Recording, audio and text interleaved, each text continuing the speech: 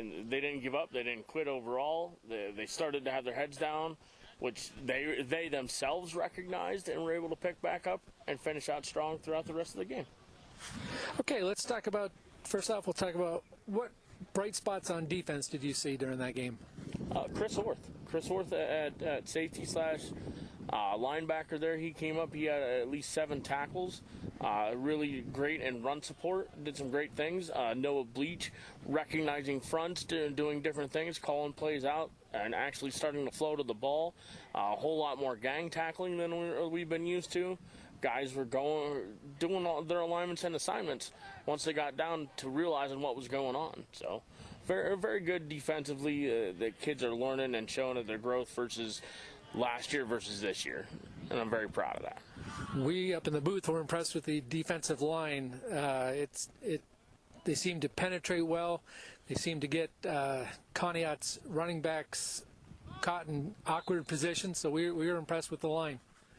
Oh yeah, the line. That's their job. They're supposed to do that. So that wasn't extra out of the ordinary. To me, that was them doing their job. As a former defensive lineman myself, they're taught to do just that, and attack and do different things. So. Okay, let's move on to the offense. Aiden Corbett, 17 carries, 62 yards. Good pieces of running from him and Aiden Egger. What else bright spots did you see on offense? Obviously, on a slant wheel spread call there, that 59-yard touchdown pass, it was executed beautifully from Brady Sheen to Tommaso Clemente. That's exactly how it was supposed to be drawn up and executed, minus Brady getting smacked at the end. A lot of good stuff. I mean, we're coming along. We only threw 79 passes last year as a team. We're going to bring that up a little bit as we go along and down the road and continue to work towards building a bigger passing game. Okay, before we move on, I wrote down some predictions during this game. One came true. I'll tell you what they are and get your comments on. The predictions I wrote were Sheen is going to throw for over a 40-yard pass during the game. And he did that, 59 yards, right in the breadbasket. Okay, another prediction I came up with was sometime this year, Aiden Corbett's going to run for over 100 yards. That will also happen this year at some point in time. The Dragon defense will record a safety. We can try to work that out. And the final one I had was Tommaso Clemente is going to break a kickoff return or a punt return for a touchdown. He will probably do that. He was so close twice on Friday night. One, he's literally stepped on my toe. The other time, he literally stepped within an inch of the line, or he would have been gone. Okay, let's move on to special teams. What did you see special team-wise standouts besides Clemente? Besides Clemente, we missed the one extra point opportunity that we had due to the penalty that came from Hayden picking the guy up off of Brady, unfortunately. So I would have liked to have seen an extra point. We're going to work towards some field goals, that kind of stuff. I want to see that in the near future because Charlie has a leg and he can kick and do everything. He makes consistently 25 to 35-yard field goals when we're in practice going over special teams. So I imagine that's going to be something that's going to be good. Our kickoff coverage actually did pretty decent as well. And what is the health of the team this week? We're down Brady, unfortunately, because he's in protocol. Corbett's nursing some injuries right now. And we lost Gio Larson to an ankle injury on Friday night. Other than that, everybody else is pretty much healthy and ready to go. So quarterback number one this week is going to be? It's going to be a hybrid. I got both Noah Bleach and Parker Kaiser ready to do some different stuff for us on offense. Okay, can look forward to that. All right, this week it's home versus the Corry Beavers. Last week they went 1-0. They beat Titusville 49-10. They're under the direction of Coach Jeff Goodwill. They're heavy on the run. Some of the players to keep an eye on the sophomore quarterback Lucas Baker, also running back Albers, Blake Cook, and Keaton Furstina. The Furstina and Cook are two that I think are going to be some problems. I believe they're the same ones that presented problems for us last year. And reviewing the film, that Cook kid is lightning fast. The run game, obviously, they do a lot of trapping, a lot of counter, different stuff that I did see there. I think our defense will be ready to play, and hopefully we have the mentality and the opportunity to man up and go against those guys that have the speed and the qualities that they're bringing to the table. This week it's a little bit of home cooking as the game takes place at the old ball yard down at War Memorial Field. Home game, then next week we're on the road to Franklin. So what do you say to the home crowd this week?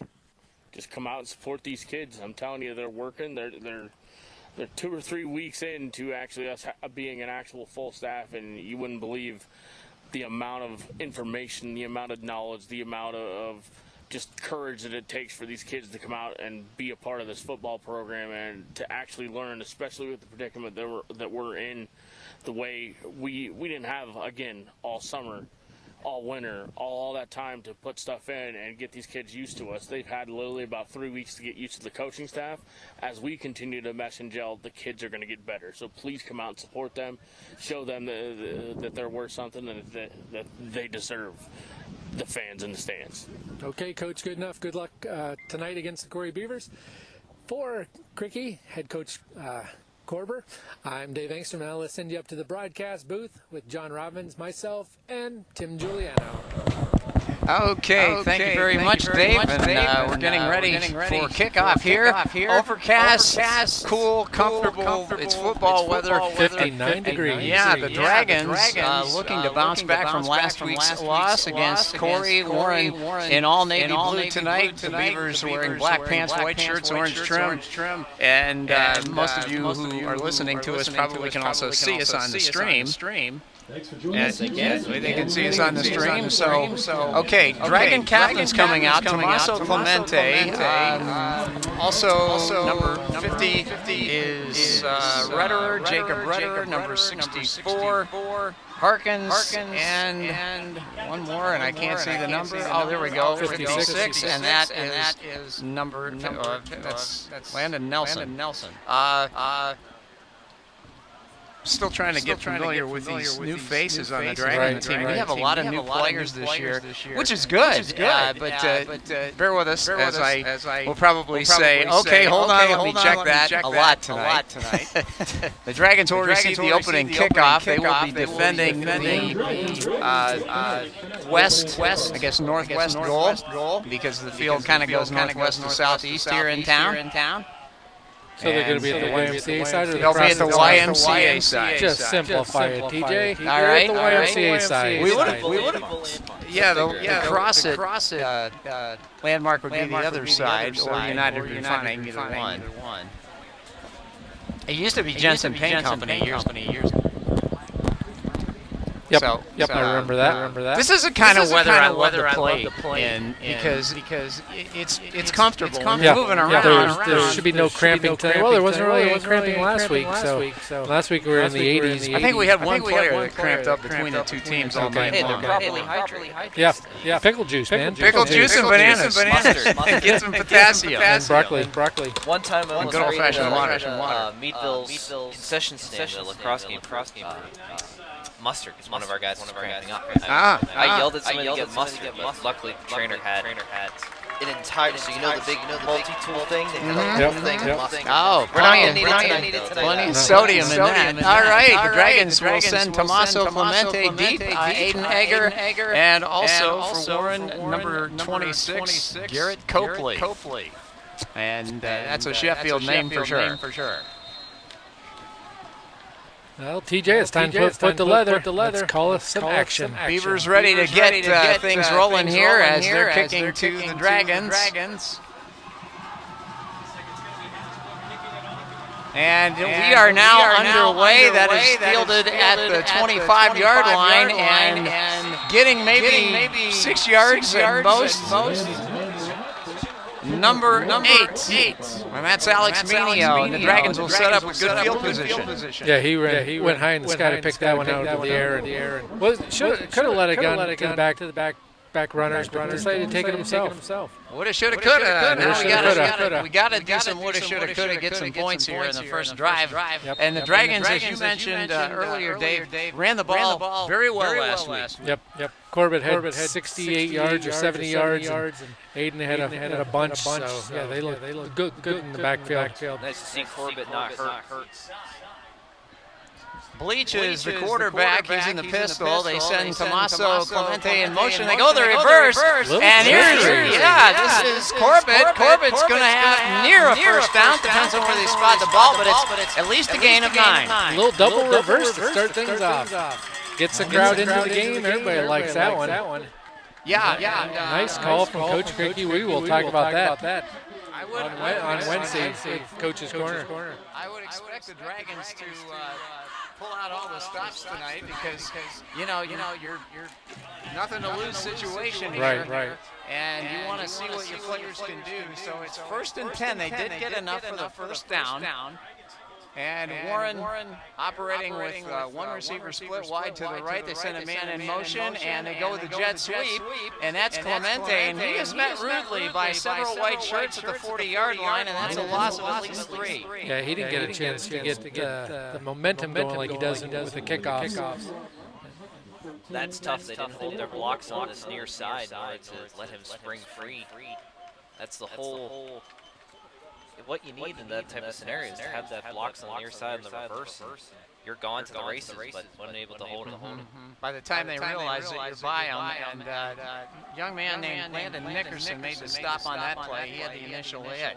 So it is 2nd down, 13 yards to go, and the Dragons will send 2 receivers out to this side. Clemente in motion again. Handoff and a counter play, and carrying the ball was number 26, Copley, and he's going to get back to the original line of scrimmage, I do believe. Yeah, he had a good hard piece of running there. He went right into that line. No fear. Picked up, 2 or 3 on that, TJ? Yeah, they say he's pretty fast, and I'd like to see him get out in space here.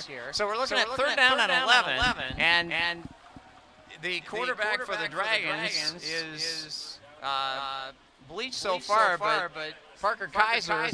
Yep, he did some service time last year in the quarterback position. That he did. Kaiser's going to line up at QB, though, here. And Bleach is going to be to his right. They've got a full house backfield right now out of the pistol formation. Now they're going to send one back over. And long count. Kaiser looks to throw. He's going to have to get out of there, and he is going to lose a couple of yards. It was a nice job there on the part of Braswell, Carson Braswell of Corry, to bring him down, and it's going to bring up a 4th down situation. Just a breakdown on the line right there. That was blown up immediately. They knew where they were going with it. Immediately hit it. That's the one thing. Now they have one game of film under their belt. How does Corry respond to that after they can actually prepare for this team? Conneaut didn't have that pleasure. They had a new coaching staff, new system. And now Corry's finding what they do at least well from last week. And this is a team that last year we got to see in the playoffs, and they're a good group of players here. And we've got movement and a flag fly, so hold everything. This could benefit Corry. They'll still make it 4th and helps the punt, though. Oh, yeah, 4th and 6. And I believe Jason Hoffman and his crew are doing tonight's ball game. And they're going to march off 5 yards against Corry, but it's 4th down and long. I still don't think we're going to mess around here. No. 4th and 6. Ball at the 45. Hopefully pin them back behind the 20. We were watching Blum do some punting in pregame. He was hitting some good ones. He's got a leg. Yeah, he does. He has a very strong leg. And he gets the snap, and this is a low end-over-end kick. It's going to hit him at the 22, and it will go all the way inside the 10-yard line, and they pick it up. And if the Dragons don't do something here, it could be off to the races in the other direction, and that's exactly what it is. Got a convoy. And Blake Cook will score for Corry. That's the one thing when you outkick your coverage, that kind of thing can happen. And he dodged the first tackle, and then it was clear sailing as he's got good speed, and he had a wall of blockers to escort. Got behind that convoy of blockers, and he was gone. It was smart thinking of him to just let the ball roll, kind of play possum over there, and also pick it up and go. Made a great move to start that return. He was out at the 10-yard line, started returning it back. Made a guy have to make an ankle tackle. Obviously, with that one, just stepped over him, and he was gone to the races. Keaton Frasina is in to attempt the extra point, and Frasina, a very well-known Corry name. Yep. And the Dragons better get their personnel on the field here before we get a flag thrown at us. Is this a guy who tanked the goalpost in the Fort LaBeouf game last year? I don't believe so. No, they had another kicker. Okay. They had a lefty kicker this one's Uh-oh, bobbled snap, and they're going to have to scramble. The Dragons are going to stop them. Nice job there by number 15, Fiskus, to shut that one down. Good pursuit by the Dragons, and it is, after all of that, with 8 minutes and 20 seconds remaining in the first period, the score is Corry 6 and Warren 0. This game is being live streamed on 92 Gold's Facebook page, courtesy of the Rouse Estate, Warren County's leader in caring for generations, specializing in skilled nursing and rehabilitation, personal care, home-based services, and children's daycare. Contact us today at 814-563-7565 or online at www.rouse.org. Dragon football on 92 Gold. And we're back. And the Dragons trail is 6-0. And I just had mentioned to John last year we did a ball game where Warren had a very good first possession, and then I can't remember who the opposition was. They took over. First play, they threw a screen pass. It went like 72 yards for a score, and that really decimated us mentally, and I don't think we ever recovered during that game. Hopefully, these guys can learn some resilience and how to overcome adversity, because they're down early tonight. I mean, this Corry team, much like last year, just has speed. I mean, they definitely have the power up front, but their bread and butter is that they can outrun, they can out-athlete you. I mean, the number one place you can do that in football is a kick or punt return. And boy, they let it happen there. Yeah, there's no feeling like it. I don't know what this is really like, but they say that there's no feeling like it. Once you break clear and you know you're on your way to a TD, it's wonderful. Like I said, that never happened to me except playing Sandlot in the backyard. And the Dragons returning this kick, get it out to the 36-yard line, and a nice job there by number 26 of the Dragons, and that's Copley. I think if you're going to do something on this drive for Warren, you just got to get the ball to Corbett. You know he can produce. He already has one carry for 10 yards. Don't mess around. Give him the football. We're only down 6 points. I mean, there's no reason to start to panic. Take your time, run your offense, and if you get chunks of yardage, fantastic. Don't try to get it all back in one play. The Dragons will line up in the pistol, and they have a full house backfield. We did not see this last week. And it is number 10 at quarterback, Parker Kaiser, and he waits for the ball.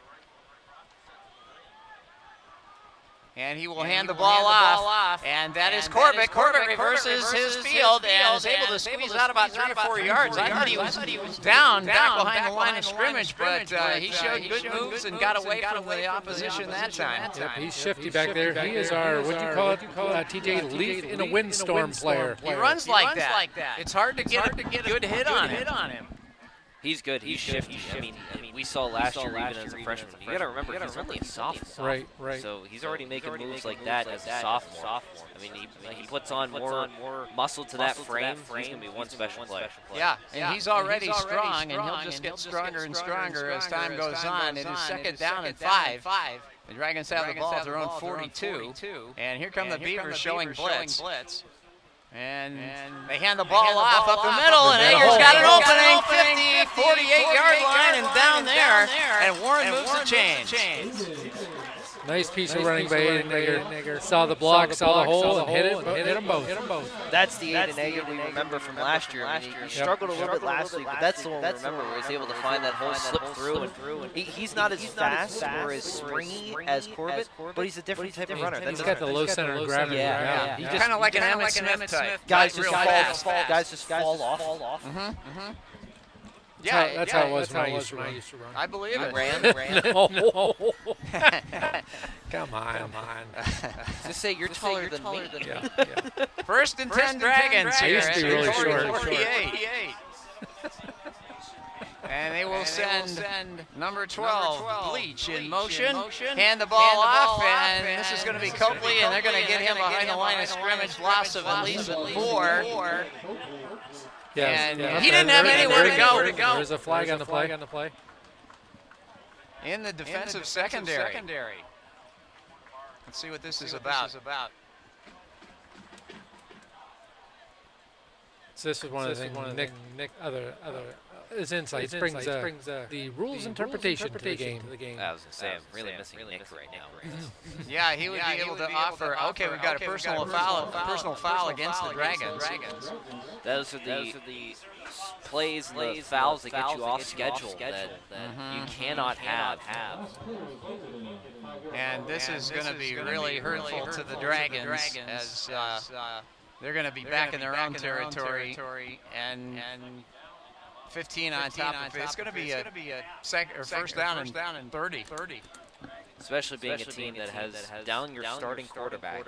You can't be off schedule at all. You have to keep pushing forward, especially when you're run heavy as the Dragons are. I mean, we saw it all those years with Nebraska and Army, Navy, and all schools that run heavy cannot be off schedule. No, you can't. I would be looking for a screen right here if I were Corry, and they line up again. Full house backfield. They've been going with that exclusively so far tonight. Maybe say one play, and this is a draw up the middle, and it's Egger, and he's going to get about two. Sometimes those work very well because everybody runs by you, but that was not the case this time. I think the screen would have been a good call, TJ. Get the quarterback some confidence. I mean, first career start, getting just something to throw the football. I mean, let that line bleed through. They're already beating you up on the line. Might as well just let them come through and try and make something with your athletes on the outside. Yeah, and we've got some ball players that can evade tacklers, and we just need to get them in space and get the ball there. It is third down, and I'm going to double check. Third down and 27 to go, says the scoreboard.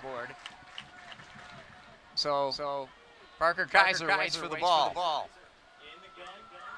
And Egger steps over, and Kaiser drops it back deep, and he lets it fly. And there is Tommaso Clemente. They were hand fighting. I don't think there's going to be a flag thrown here.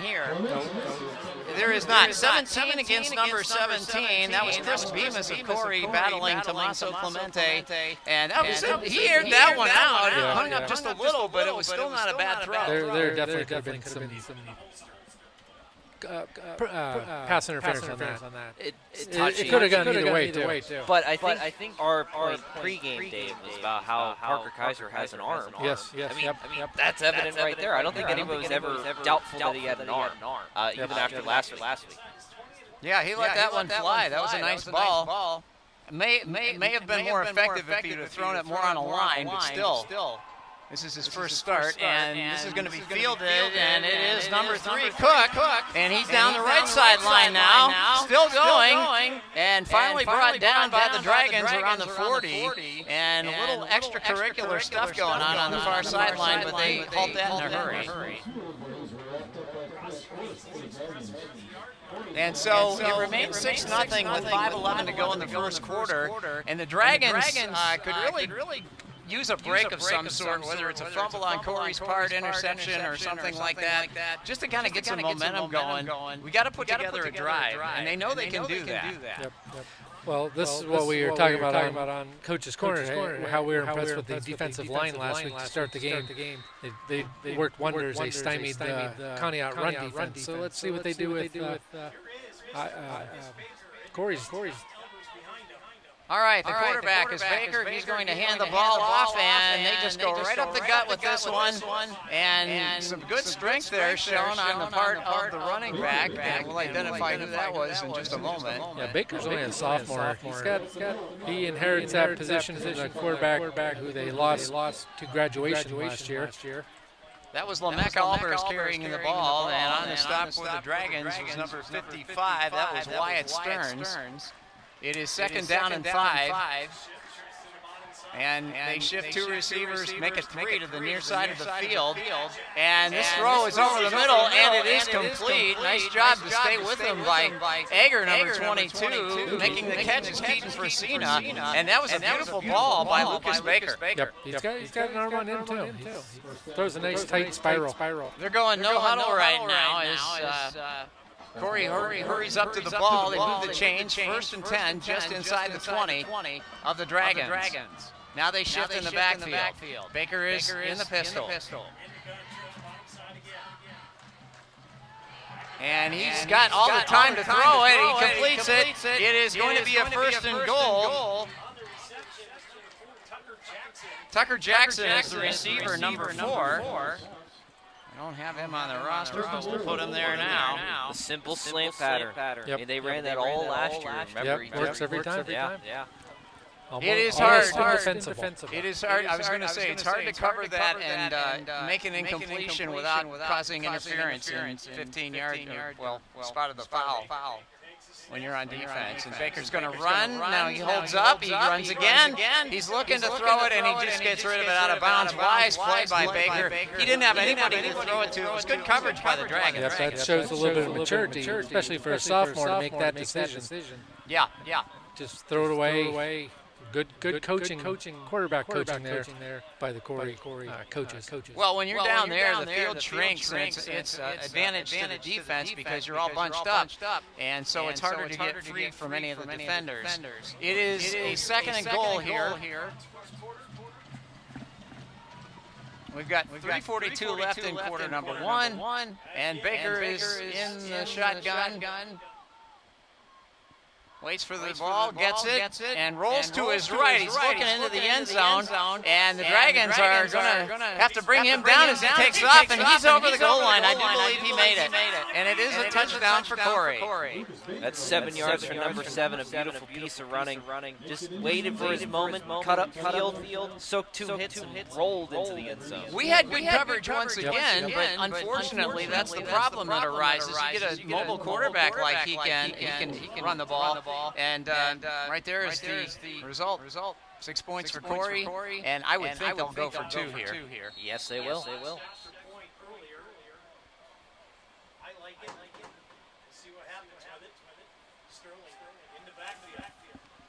All right. Baker waits for the ball.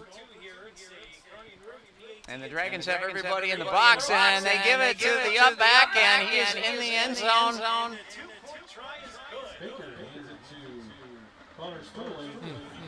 Sterling is the ball carrier, and he gets into the end zone. He just took that right toward the Dragon defense, daring them to stop him. They got him at the goal line, but it's a little too late. Yep, momentum carried him in. We have a score of 14-0 with 3:31 to go in the first quarter. We'll be right back. We want to thank our sponsors like Superior Tire and Rubber to help bring you Warren football. Superior Tire and Rubber is hiring at almost all manufacturing positions and skill levels, offering the best benefits for employment in the area with starting wages far above other employers. Open interviews held every Wednesday from 10 a.m. to 1 p.m. or visit www.superiortire.com/careers. Sorry about that, career John. with Superior Tire today. Okay, we're back. Connor Sterling is the player who scored the touchdown or the extra points, and we did not have him on the roster, so we thank the broadcast crew from Corry for giving us that information. All right. Dragons are down by 2 scores, 14-0, and again, looking to just mount a drive, I think would be a good thing here. Move the chains, get points if you can get them, but the main thing is control the ball, because the longer we have it, they can't score any points. Egger lost it, got it back again, and they blow it dead there. He tried to pick it up and run with it again, but I think his knee went down. Yep. Well, TJ, we got some scores coming in. Titusville leads Girard 7-0 right away. Cathedral Prep and Sharon are hooking up tonight, and that game is tied at 7. Farrell is beating Fort LaBeouf 7-0. Let's see if anything else pops up while we're here. Sagertown is on the board, down 7-6 at Eisenhower in the first. We'll keep you up to date on all scores throughout the region as we progress throughout the evening. Dave Engstrom, wizard of modern technology. Sure. I can barely answer a cell phone, much less do what you do on it. All right, the Dragons have it first and 10 at their own 25, and they are now in the power I. This was very successful for them last week when they ran out of the power I, but at that time it does not help them very much, as met immediately after getting the ball for the Dragons is number 30, Zinger, his first carry of the night, and he got nothing. It's one thing to say about the Corry defense. They all know their assignments. They're staying home. They're not being fooled. They're picking up where they need to be and when they need to be there. So yeah, good coaching on the defensive side of the ball for Corry too. So it's second down and 10. And the power right. This is a different defense than we saw last week. These guys, I think, have a little more heft, and they're a bit stronger than the Connie at front four on defense. They're awfully quick as well, and they had some speed on defense last week. These guys have that plus. Power right once again. And again, Corry gets in the backfield, and that was number 77 of the Beavers destroying that play right away, Owen Nickerson. And both of these Nickerson guys are very good ball players. Loss of a yard on the play. It's going to be 3rd and 11 for the Dragons. And that gets a little disheartening if you don't even move the chains when you have the ball. And it allows them to stay fresh on offense, and your defense gets a little bit tired being out in the field so long. Let's see if the Dragons can convert here. Again, they haven't thrown a screen so far tonight. I think they've had a couple of occasions where that might have helped. But Corry is showing blitz at the moment, and here they come with it. And Kaiser's got to get out of there. He does evade that rush, and he was leveled as he threw the ball. Tried to get it to number 85, Wyman. There's a flag. And Kaiser took a shot on that play, and he'll come out to the sideline. He had good scrambling mobility there, TJ. Good instincts. He did. He was trying to get somebody free and throw the football. Some quarterbacks will just tuck it and run, but he was patient. It's against Warren. Okay, send somebody out that wasn't supposed to go there, and that's declined. Obviously, it'll bring up a 4th down and a punting situation. This is not what you want to get into. You've got to get the ball to move a little bit and move the chains as well. We have not done that tonight. So the Dragons line up in punt formation, and at the 10-yard line stands Charlie Blum. If there's a power outage, you'll still see Charlie's shoes. Yes, you will.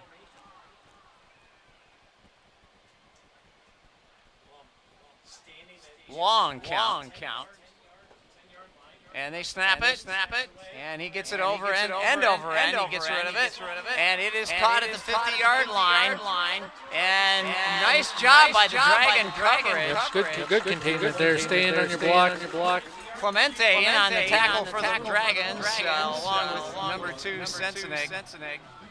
Hey, coming up this week, boys soccer will be in action against General McLean at General McLean. Girls volleyball, this is on September 2nd. Girls volleyball will take on Cathedral Prep. Wednesday the 3rd, girls soccer will be here at War Memorial Field to take on Harbor Creek. And Thursday, boys soccer against Meadville here at home. And girls volleyball will be taking on Fort LaBeouf. So that's a little bit of Dragon athletic activities you can enjoy this coming week.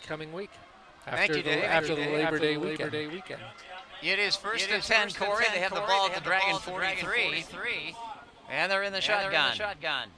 Beavers have pretty much moved the ball at will tonight. Dragons have not yet stopped them. And this pass by Baker is right over the middle and right on target. And that is number 1 for Cena catching the ball. And they will get a first down, I do believe, out of that. And yes, they do. That's one thing about the Corry line. They're giving Baker a lot of time just to stand back there and look for his receiver, go through his progression, find the one he wants, and air it out to him. And Corry, not wasting any time. They do not huddle up, and they go right to the line of scrimmage, and they shift in the backfield. They put Albers behind the quarterback, and Baker's going to hand him the ball, and Albers cuts off tackle, and he breaks it to the outside. A flag flies. Albers down the sideline. He is in the end zone, but hold everything. Might be a literal hold here. Yep, there is a hold. Good call, TJ. Well, that's the only one I'm going to have tonight. All right. Nick's job is safe. Nick's job is very safe tonight. He didn't even say what game he was doing, did he? No, he told us on the ride home or the ride out last week. I don't remember. Well, they're going to march off. How many yards against Corry here? It's going to help the Dragons big time. take off six from the scoreboard, and march them back to near midfield somewhere. About the 41. 41. Yeah. All right, so the Dragons get a break here. The question is, can we capitalize on it and maintain the momentum and force them into a punting situation? Corry, by the way, has not punted tonight. And now they shift again. And number 22, Albers goes into the I. And they hand him the ball again, this time opposite side of the field, and he is taken down at about the 33-yard line, and on the stop for the Dragons is number 36. That is Raphael, Hayden Raphael making the stop for Warren, along with Bleach. Stearns comes back into the lineup for the Dragons. He and Lilly together. Very hard to move off the line of scrimmage. Each of them weighs 320 plus. Twins out to the far right side for Corry. It's second down and almost 11, and now they'll shift out of that. Lucas Baker waits for the snap. This time he's going to ride the fullback into the middle, and a nice run by number 13, Meredith. Marcus Meredith, a 5'5", 130-pound senior. I feel better now. 5'5", 130. I like that. He made a nice run there. It got them about 7 or 8 yards, and now it is third down and about 3.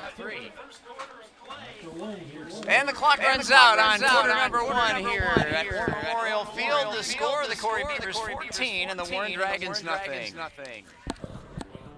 A special thank you to our sponsors like Mattress & More to bring you Warren football. Stop in for truckload savings on our biggest selection of mattresses and recliners ever. Mattress & More, where every season is recliner season. Located in Warren, PA. We'd like to thank our sponsors like A&B Heating to bring you Warren football. A&B Heating, serving your heating, cooling, and plumbing needs since 1953. I'm Brady Sheen, quarterback for the Dragons football team. Now more gridiron action on 92 Gold WRRN. All right, and Brady, we hope you recover quickly and get back into that lineup as we are going with brand new QB tonight. Parker Kaiser and also Noah Bleach has filled in a little bit at quarterback as well. So we start the second quarter here. The Dragons down by 14. And we're seeing some old and new offense tonight. They've gone power I a little bit, and they've also bunched the backfield up, which can create confusion. But the problem with these Corry defenders is they're so big, strong, and quick. I think they're able to get around our blocks before we realize what has happened, and that's not going to help the Dragons too much. All right, Warren has Charlie Blum back in punt formation. Check that. He's at safety, and Corry with the ball, and this is going to be a score. Outside. Yep. Yeah, number 8 carries the ball. I'd forgotten there was no change of possession on that one. My mistake, and that's me. Check that. That's number 8, Sterling. Connor Sterling. Only his second carry, and already has 26 yards and a touchdown. 26 yards, you said? Yep. He's got 24 more yards than I had in a career. And one more touchdown. Oh, well. All right, the Beavers will go for one here. Persina is the kicker. And holding the ball is Van Sherry. And that is good. Split it right down the middle with 11:51 to go in the first half. It is Corry 21 and the Dragons nothing. And how do you mentally get out of this? It's tough. I mean, they're already beating you for big games in special teams, let alone offense. And then once they get an offense, they're beating you for big gains. I mean, 22, 13, 13, 24. Oh, and to be fair, I think, this is a team that we watched in the playoffs last year. They've got a lot of the same players back, and we've seen the talent and the athleticism and the speed, particularly on display tonight. I mean, you'd think, they lost their quarterback, they lost their running back, they lost their receiver. you forget that they had 2-3 guys behind that were also ultra quick. Yeah, ultra quick, all region guys that came back for another year. I mean, this is a talented squad. It was just they ran into Hickory last year, which is one of the best teams in the entire state at 3A. So it's when you get to that level of things, there are levels to this. Right. And from a player's perspective, it doesn't. Warren doesn't really care who the opponent is. We're just looking to get some drives going and fundamentally be sound. Absolutely. I mean the big thing with this team, and I think Coach has gone over it several times, is confidence. They just got to find confidence. It's a shame that it's hard to get games like this and find confidence, especially a team that just won their region last year. Yeah. And they clobbered Titusville last week, so they're going to be good again this year. And there's a nice return. Copley gets it out to the 49-yard line. I think he brought that back about 22 yards. And he sets the Dragons up with excellent field position. This young man shows a little bit of promise. We didn't see him at all last week. It was all Tomaso Clemente in kickoff returns. But yeah, Copley has a nice.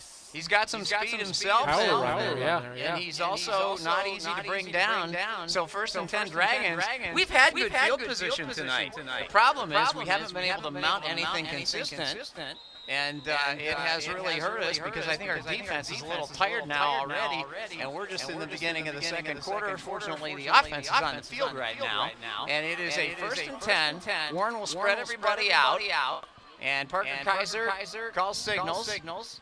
Gets a snap, and they go to the sideline, and Tage Wyman's got it, and he runs over a defender and takes him down inside the 40-yard line. Wyman, also a basketball player, is a big kid, and he showed some strength right there. Yep, went up and got the ball just like a jump ball, and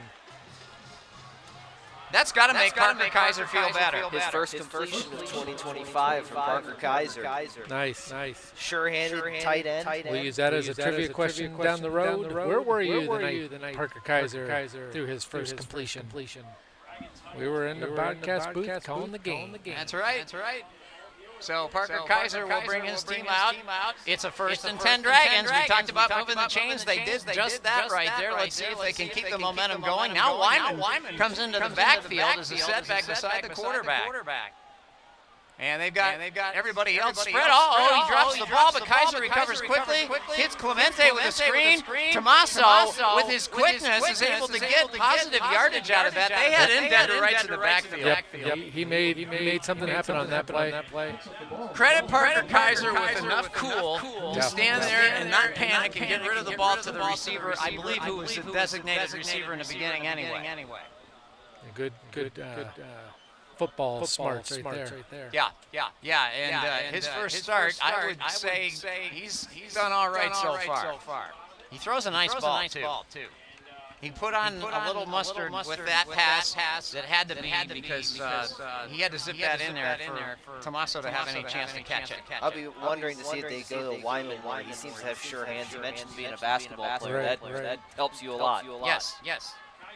Yeah, and he's the guy that got us the first down. Here comes Clemente in motion. They go with the counter, and it is Egger. Egger pushes ahead for maybe a yard or so. But there's laundry on the field, TJ.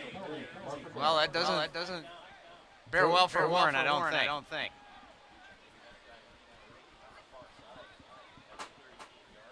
Let's see what they're going to call it as. It's against the Dragons. Yep. False start. And that's another bugaboo. But brand new system. It's only the second game of the season. Players are going to make moves like that. And we haven't had many of those either. So that's pretty good that their heads in the game and they're not making many false starts or holds or things that just killed drives last year. Yeah. You know, with the pursuit the way it is from Corry, I don't know if we have a shovel pass in our offense, but that would be a great thing to do if you can just flick it to the back, running underneath everybody. Yes, the shovel pass. Yep, the shovel pass, and Let's see what the Dragons have on this play. They send Clemente in motion, and they give it to him on a jet sweep. And he's cutting back, and he gets about 4 yards. So that wasn't a bad game. He made something out of nothing. And don't tell me we have another penalty. Yep, we have another penalty. I said don't tell me that. Oh, we did, though. We did. Yeah, I know. We had to. It's raining on my parade. That's the only way We normally do so. That's the only way this yarn can be spun. Uh-oh, you're setting us up for next weekend, aren't you? Yes, I am. Yes, I am. Teller of tale. The tale. The tail. Next week, Warren is in Franklin for that age-old medieval rivalry of the Knights and the Dragons. Join me, Dave Engstrom, also John Robbins, Nick Hoffman, and the spinner of yarns, the teller of the tale, Sir Tim of Giuliano. Oh, and just as you say that, they're going to march off penalty yardage against Warren. Yep. I think it was unnecessary if it's going to be back that far. Well, whether it was necessary or not, we got dinged. Yeah, that was a nice piece of running. It's nice to see they're putting Clemente into the run game. Bringing him across, handing as he goes by. See, this is where I need Nick to clarify what that call was. Yes, that would have been helpful. Oh, Orth had it and lost it in his hands. That was a beautifully thrown ball by Kaiser, and Orth knows he should have had that one. I think he heard footsteps on it and wanted to take his eyes off the ball for a split second. You can't do that. Yeah, he had a little zip on that, too. That was a very nice pass. That was the slant pattern we were talking about earlier that's so hard to defend. He made the perfect break inside. You remember, you can't hear footsteps on that. Because if he turns the corner, he only has the safety to beat. You gotta be fearless, and know you're gonna take a hit somewhere. Yeah, you're gonna get hit. You might as well come down with the ball. That was schemed properly too. He had no one in front of him to really light him up in the middle. And Orth is not slow either. He can run. All right, it is third down and a mile to go. Dragons are spreading everybody out. Kaiser lets fly. There's Clemente. Oh, nice defensive play by number 30. That's Gavin Greer. And that ball hung up a little bit. That's the one thing that Kaiser's done tonight that you don't advise to do is let the ball float a bit. And because I'll tell you what, Clemente had that guy beat. He would have scored if that was on a line. Yep. Give him a year or so, get that arm stronger. That pass will be dropping right where it should. And I'm not sure Sheen makes that throw either. No, that's a long ball. Because Clemente's so fast, he pretty much outran the pass there. I mean, we saw it a lot last week. He's just got to haul it in. Which he did. Yes. And when he did, he scored. So, yep. And as Cricky said, that was textbook. And here's Charlie Blum into punt. And this is a spiraling line drive, fielded at the 21-yard line. And this is Blake Cook. And he is brought down at the 42-yard line. It will be first and 10 Corry. So let's see if the Dragons can force Corry into its first punting situation of the evening. Future opponent score update, Cathedral Prep 9, Sharon 7 at the end of the first quarter. That's a good matchup. Eisenhower still leads Sagertown 7-6. Homer away. That is in Sagertown. Not at the pasture. Oil City leads Mercier's Prep 8-7. A good one coming up. And Girard and Titusville tied at 7. We'll see both of those teams coming up. And TJ, I did some homework on this over the weekend. You did homework? Or over the week. We will be at Girard's homecoming. Uh-oh. That's two. That's two. Engstrom prediction. No Stradamus Engstrom. I'm still waiting to find out about Oil City. There's a chance we could be at that one also. All right, they're lining Charlie Blum up. It looks like confirmation, but he's actually on defense. He comes up now to the 40, and they send trips out to the near side and throw over the middle. And nice defense there by the Dragons. That is number 13, Patrick Ross, in on the stop for Warren. Textbook break to the ball and just slap it out of his hands. I think I just stole your thunder, Dave. No, you didn't. I mean, just that's how you teach it. That was well done. Farrell leads Fort LaBeouf 14-0 is the other score we're talking about. Farrell's also a good ball club. Yep, the Cats. Farrell Cats. Farrell Tomcats. Close. Teal Tomcats. Teal Farrell Tomcats. If they're the Tomcats. So. All right, 9-9 to go. It's the Farrell Steelers, by the way. In the final. We call them the Cats. Here, go take it, John. At the early on in the second quarter, 9:12 to go, 21-0. Warren trails the Corry Beavers. This game is being live streamed on 92 Gold's Facebook page, courtesy of the Rouse Estate, Warren County's leader in caring for generations, specializing in skilled nursing and rehabilitation, personal care, home-based services, and children's daycare. Contact us today at 814-563-7565 or online at www.rouse.org. All right, we're back and we're here all week long. Right? Try the veal.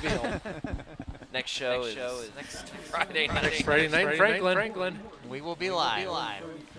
All right. Inside or out, we don't know yet. Corry has the football. We'll be there. We will be there. Second down. And three receivers to this side of the field for the Beavers. And they're going to throw to the up guy. And it's, oh my gosh, what a nice sideline run. There's a flag down, though, however. And making the tackle for the Dragons is number 2, Johnny Sensenegg. But we've got a penalty marker down near the 50.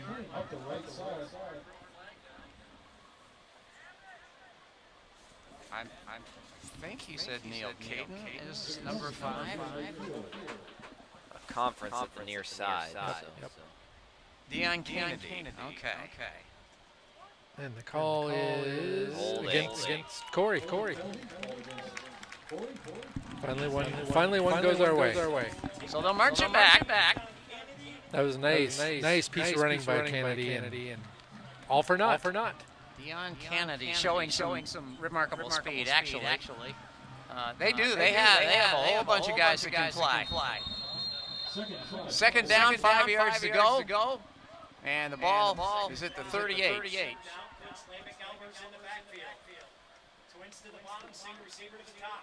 And Baker drops back to throw. He's going to heave it downfield. He's got a receiver open. And it will be a score.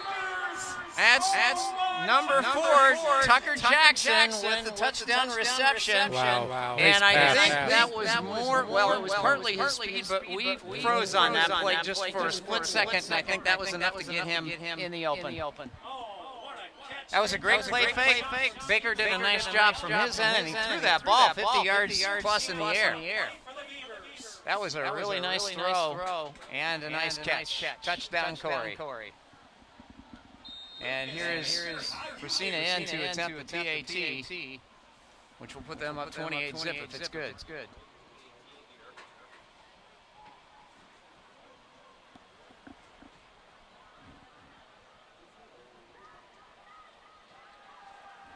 Oh, that was a snap that was just a little bit inside, and the holder dropped the ball momentarily. That point fails, and with 8:36 to go in the first half, the score, Corry 27 and the Dragons 0. A special thank you to our sponsors like Rary's Auto to bring you Warren football. Need your car door unlocked, your vehicle hauled to your favorite garage, any roadside assistance, or wrecked your vehicle? Call Rary's 814-723-6489. We will get you going. Go Dragons!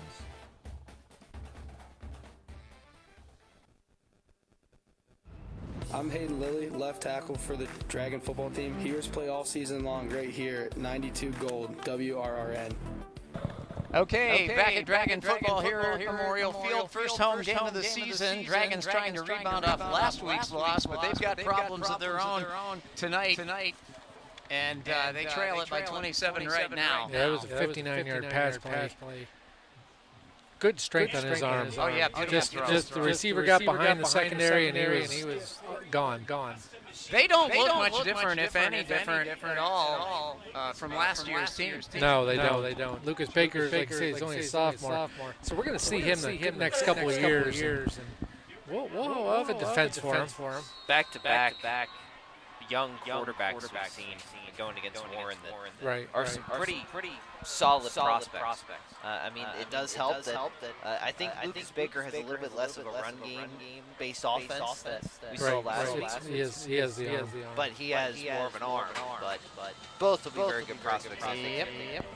Bancheri kicks it, and Dragons will have a return on this play out to the 25 to the 30. It is Hager And he is brought down. They'll probably mark his forward progress to about the 33 or 34-yard line.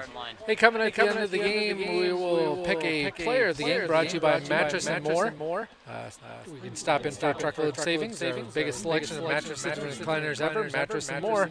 Every season is recliner season, located in Warren, and we'll pick one from Warren and one from Corry. Also, stay tuned for the play of the game, brought to you by Warren Surefine, your hometown market, Warren's only locally owned and operated grocery store. You might have just seen that a moment ago. I think we might have. I think we might have their play of the game and potential player of the game right there for Corry. Oh yeah, their quarterback's been on fire, and he has not just statistically, but he has demonstrated the skills. I mean, he's got a great arm. He can run when he has to. Well, the history of defense very well. History of Corry quarterbacks, Scotty Fristina, now Baker. Yeah, they know how to grow quarterbacks. That they do. Last year. Who's that? Corry last year. Yeah, Corry was good. And now they throw out to Clemente, and Kaiser's pass is caught, but Tommaso does not get far. He'd be lucky to get back to the line of scrimmage, I think, there. Well, that's one thing Cricky did say in the coach interview. We were going to throw the ball more.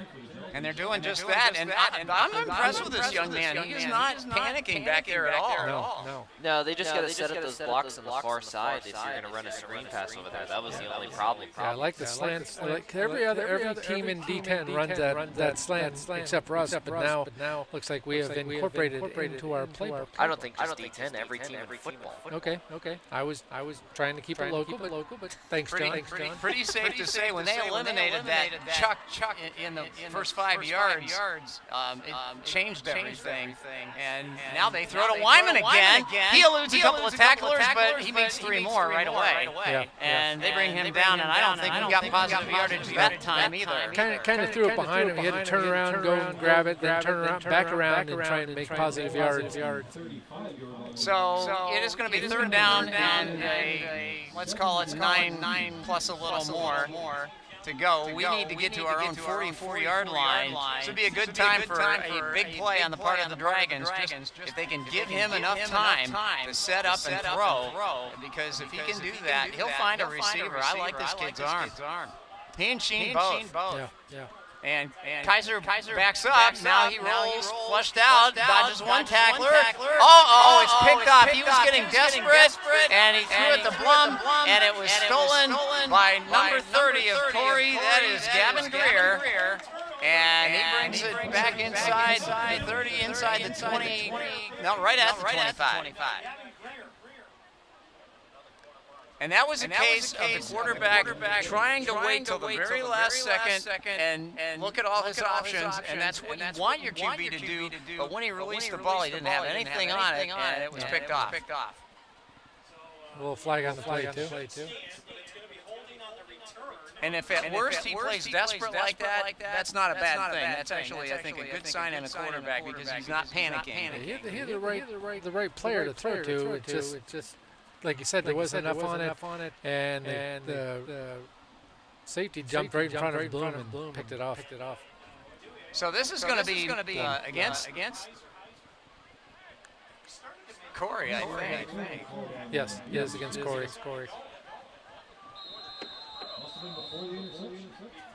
All right.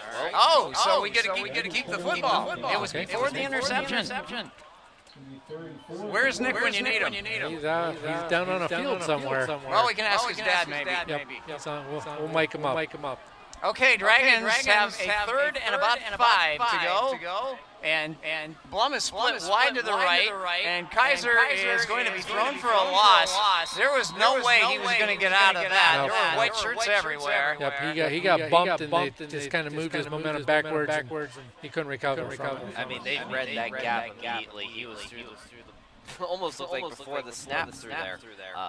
But I mean, man, just fired through on that linebacker blitz. And then we didn't have anybody to pick up anyone because everybody was out in the pass pattern. So that's a little bit risky if they're going to throw the kitchen sink at you like they did.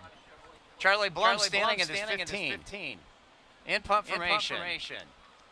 And Scourge of the Dragons tonight, Blake Cook is back to receive. He has a bunch of yards. offensively for them, and a new turn. So this is a high end-over-end kick, caught at the 41, and Blake Cook dodges 2 tacklers, spins out of another tackle. Finally, we wrap him up, but not before he gets inside the Dragon 45. Yeah, Blake Cook, he's an elusive runner. He's spinning, he's moving, he's dodging. And then when he gets free, nobody's going to catch him. Yeah. And he's only, what, a junior, TJ? Senior. Cook is a senior, yeah. Yep. He's not a big kid, 5'10", 155. But he doesn't need to be big. Nobody can catch him. First and 10 Beavers. We're going to put the ball down at the Dragon 43. We're in the first half, 5:22 remaining in quarter number 2. 27-0 the score. The Beavers have run the show pretty much since the outset. As darkness descends upon Memorial Field. And we can't even get this play started. Something's not right. And, an equipment issue. I think the receiver did not have his mouth guard in. All right. Shotgun formation, and everybody spread for Corry, and Baker's going to go back to throw, and here comes Fiskus to apply pressure, and it forces him to just toss it out of bounds. Nice move by Baker. He knew there's no way anybody's going to intercept it if he threw it over there. Right. Good. Like I said, good field knowledge, especially being a sophomore quarterback. Learn from some of the good quarterbacks who were in front of him. And Fiskus had a beat on him, but wisely he let go of it early. Hey, coming up at halftime, John Robbins joins us. Well, he's already joined us. I was going to say, I'm already here. He will have stats. He'll be more noticeable, though. He'll have other tales to tell. Okay, this one, just an isolation play up the middle, and it will get about 4 or 5 before the Dragons bring the runner down, and that's Noah Bleach leading the charge for Warren. See, John, when you read the script every night, it says John Robbins joins us at halftime, then you're actually here. Gotta adapt and overcome. Wait, we don't have a script. Oyolo is in on the stop also for the Dragons. We don't have a script? No. Then what I've been reading. I don't know. Yeah. It's all in our minds. All right. Beavers will shift in the backfield. Now trips out to the far side of the field. Man in motion. Go with a jet sweep around the near side. And he gets the corner. Sterling is brought down. But he does get almost enough yardage for a first down. Taking him down for the Dragons was number 8, Ninio. Yeah, good open field tackle. He's had some nice tackles so far this year. Alex Minio. Much like last year, it's a lot of guys getting carries for the Corry Beavers. Already 4 different guys with multiple carries. Yeah, and they all can run. And that was enough for a first down, so it does move the chains. And the Beavers line up again, this time in the shotgun. And he's going to give it away, and up the middle for a lot of yardage. Well, Bleach went for a ride with him, finally got him down. And I think that was Sterling with the ball. That was Sterling. Couple of scores to update. Sharon has taken a 13-9 lead over Cathedral Prep. Titusville has come back to take a 21-14 lead over Gerard. And Eisenhower leads Sagertown 21-13. And this Corry team beat up on Titusville last week. Yes, they did. All right, they shift in the backfield. They got Albers back there, and it's going to be a passing situation. They throw. I don't know what happened there. The ball went in the dirt. Somebody might have hit the quarterback's arm. Fiskus was in on that one. Got his big paws up there and altered the pass. Yeah, he was trying to throw it in the direction of number 5, Canady, and nothing doing there. Third down, about 3.5, 4 yards to go for Corry. It's a big opportunity for the Dragons to get a stop, but I think it's 4-down territory here anyway. Yeah. Plus, they have a kicker who can hit from there. Yes. That's if they can get the snap right. Well, Albers goes into the eye, and they're going to hand on a jet sweep this time to the right side of the field. Blake Cook is wrestled out of bounds, and he is near another first down for Corry. Viscus and Zinger in on the stop for Warren along with Menio. Good containment from the Dragon defense. Shutting down the corner. They've been deadly on the corner once they get around it. Yep. And it was enough for them to move the sticks.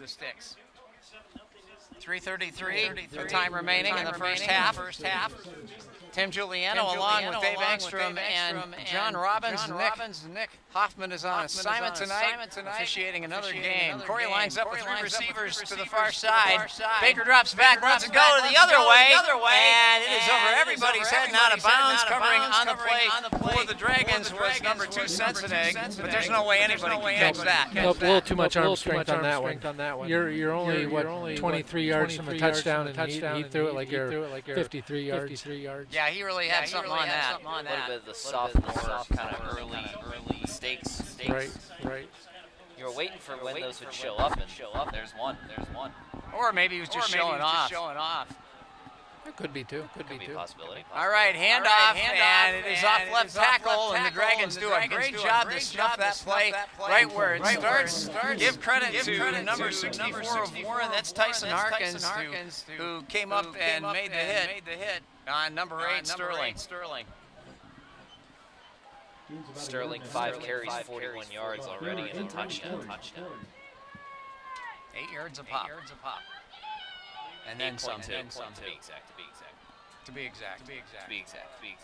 Exact. You'd be a good first officer on the Starship Enterprise. Okay, that shift again in Corry, and they go to shotgun I formation.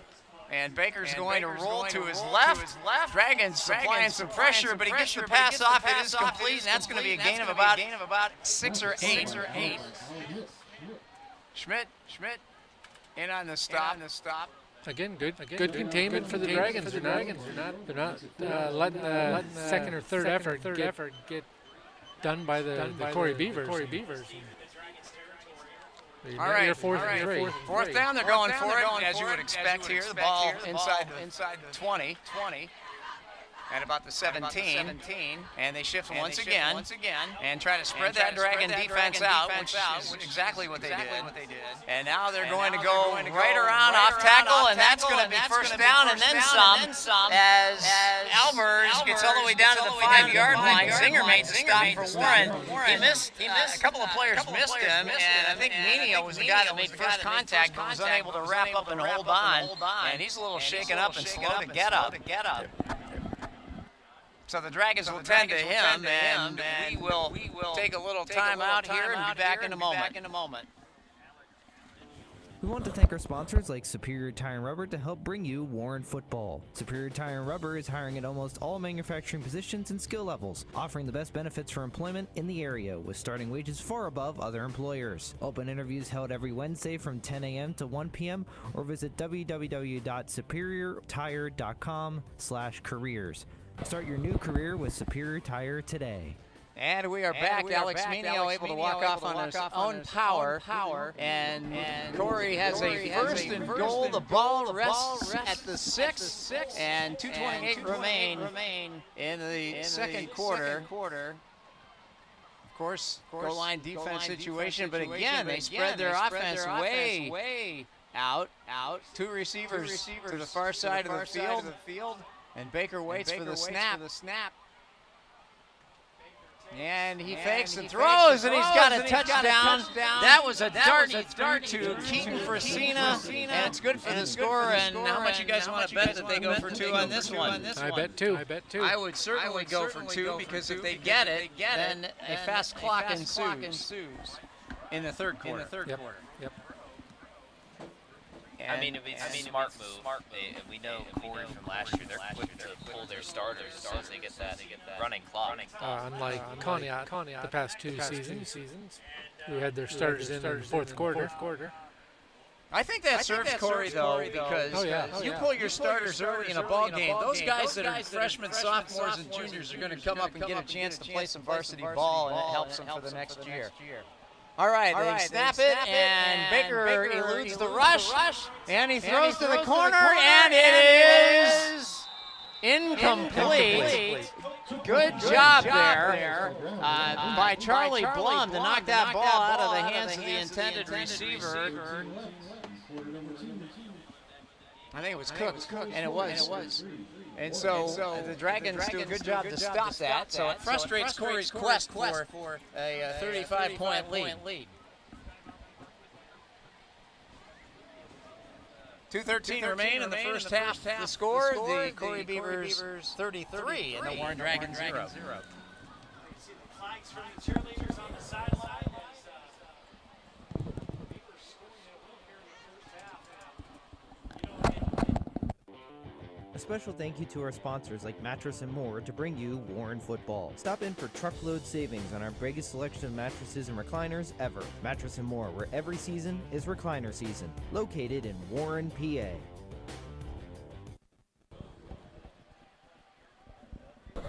Okay. It's a good thing we have lights here tonight.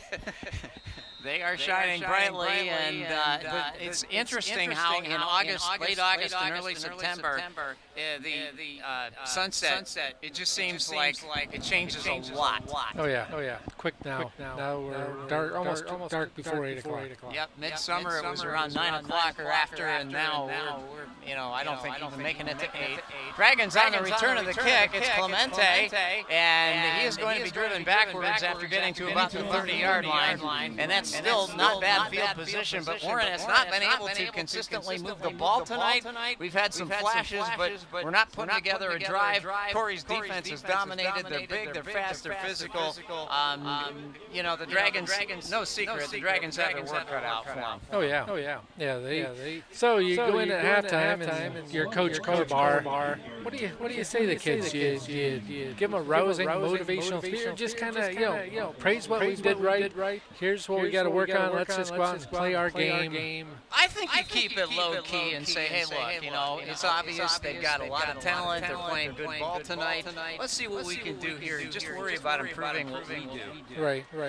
Yeah, it gets to a point where you can't focus on the other team. It's just Let's go out and pull one of the greatest comeback in Warren history off. Yeah, it'd be like Frank Reich and Company when the Bills beat Houston up there. Is that the Music City? No, we don't say that. If you like Buffalo at all, you don't say those words. Music City cheating. That's Tim Giuliano at Lily Broadcasting. That was.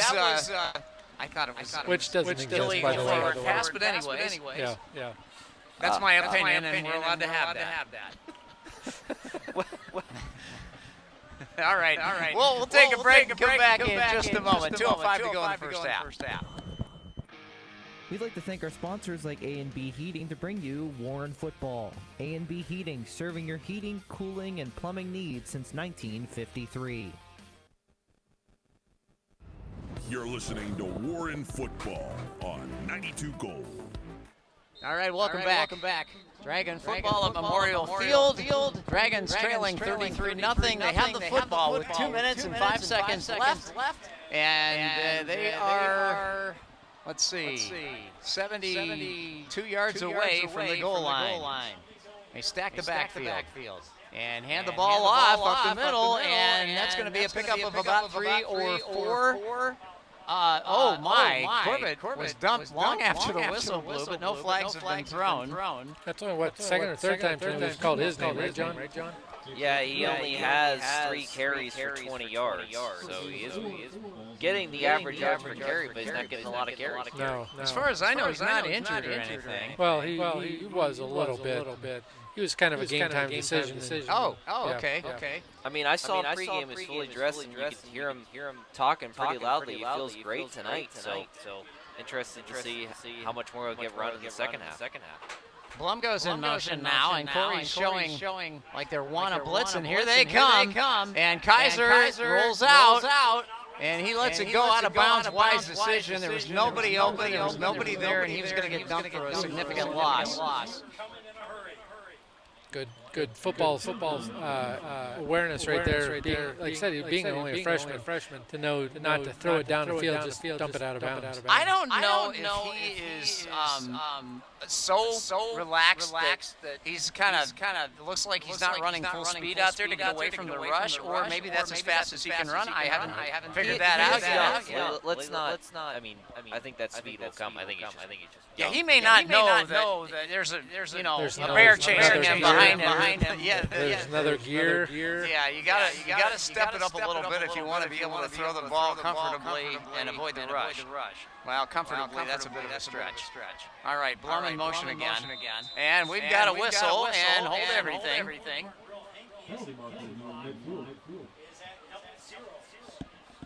So, that's a rookie mistake. He wasn't watching the play clock, and we ran out of time. But that'll come. That's one thing we kind of criticized last year was the length of time it took to get the plays into the huddle. This year they're moving pretty fast. So. Yeah, well, if you noticed on that particular play, Kaiser came all the way to the sideline and got the play from the coach and then ran back out. And that's the only time I've seen him do that tonight. Yeah, they have all their plays scripted on their arms. Third down and 11, Blum in motion. Goes to his right, sets again, and Kaiser lost it, got it back again, got rid of it. That was just a little overthrown. He had Blum over the middle, and that one was high and away from him. And I think what happened was when he got the snap, he bobbled it, had to put it against his hip, regained possession of the ball, and by the time he let it go, there's no way he was going to be able to get the ball where it needed to be. Well, back to the point, because I wanted to make one with Dave with having all the names on the arm, or all the plays on the arm. I never understood why teams don't do that. If you have them there, play number 7. Okay. Yeah. Everybody knows. Everybody knows it. Yeah. Look to the sideline, see holding up a 7. There you go. Everybody goes. Right. All right. Although I'm partial to the off-color hat guys throwing the signals.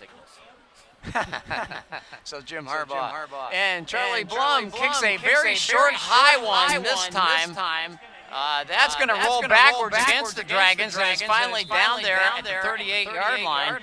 That definitely took a Corry roll.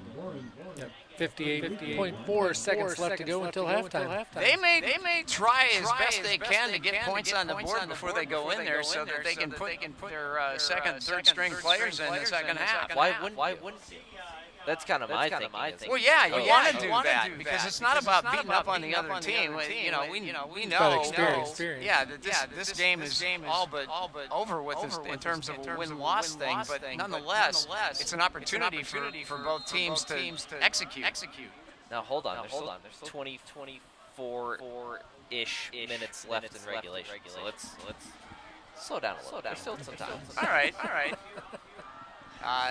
All right, they throw to number 3, Cook, and he is spun down by number 30, Colby Zinger. And Colby demonstrating some arm strength there as he spun him in a circle and then put him on a carpet. 40 seconds. Yep, they're still moving and they're going no huddle. And this time they will send Blake Cook out to the right side.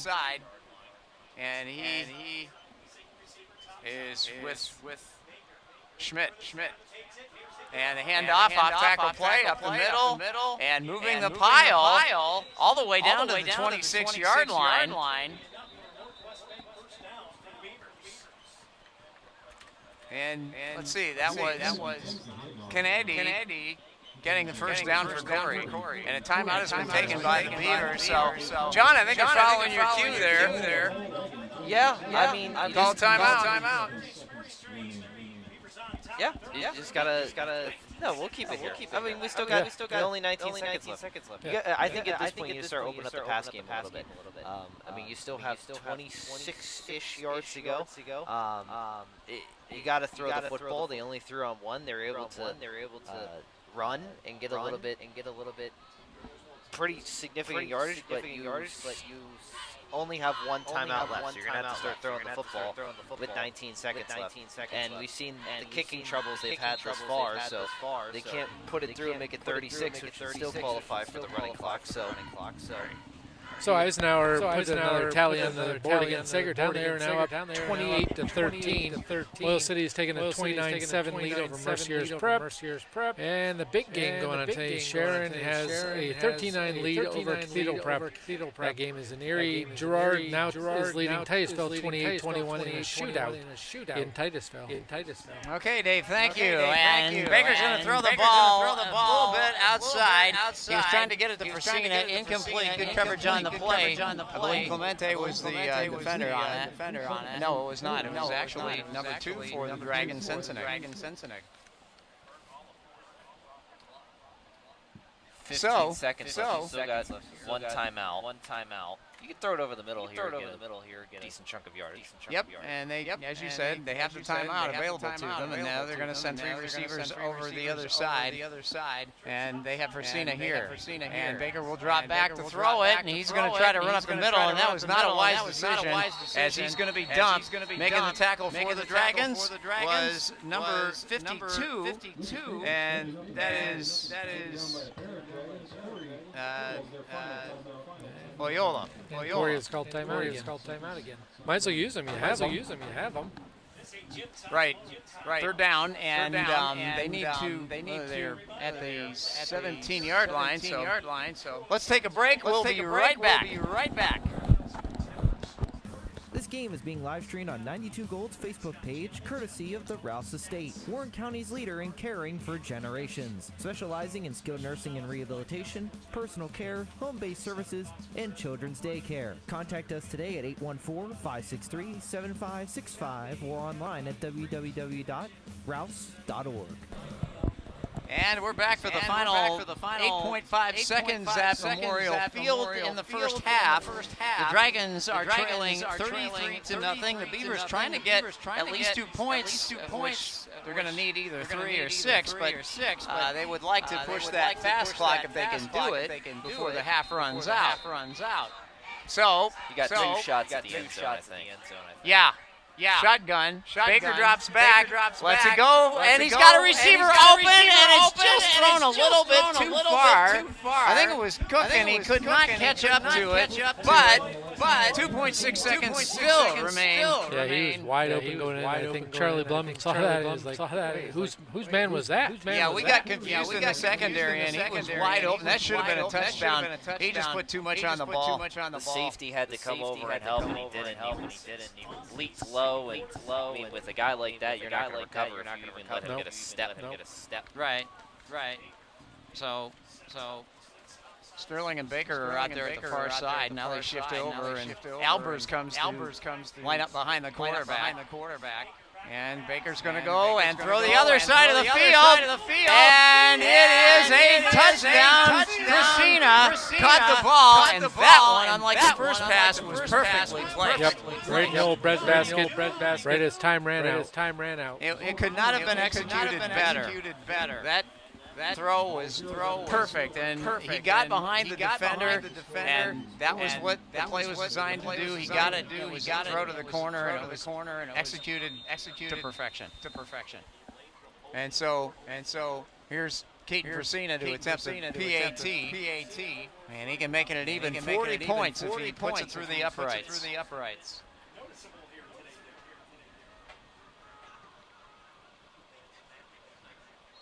And a little bit of movement there. Yeah.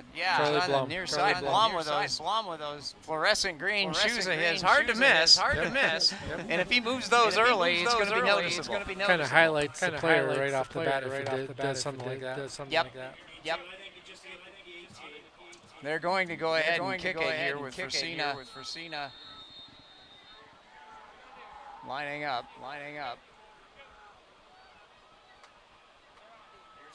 And the kick is up, and the kick is good. And we run out of time. That is the end of the first half. The score, the Corry Beavers 40, and the Warren Dragons 0. A special thank you to our sponsors like Rary's Auto to bring you Warren football. Need your car door unlocked, your vehicle hauled to your favorite garage, any roadside assistance, or wrecked your vehicle? Call Rary's 814-723-6489. We will get you going. Go Dragons!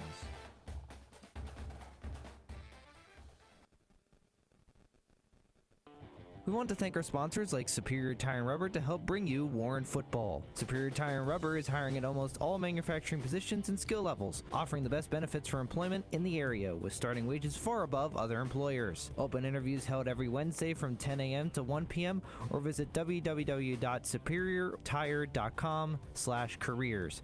Start your new career with Superior Tire today.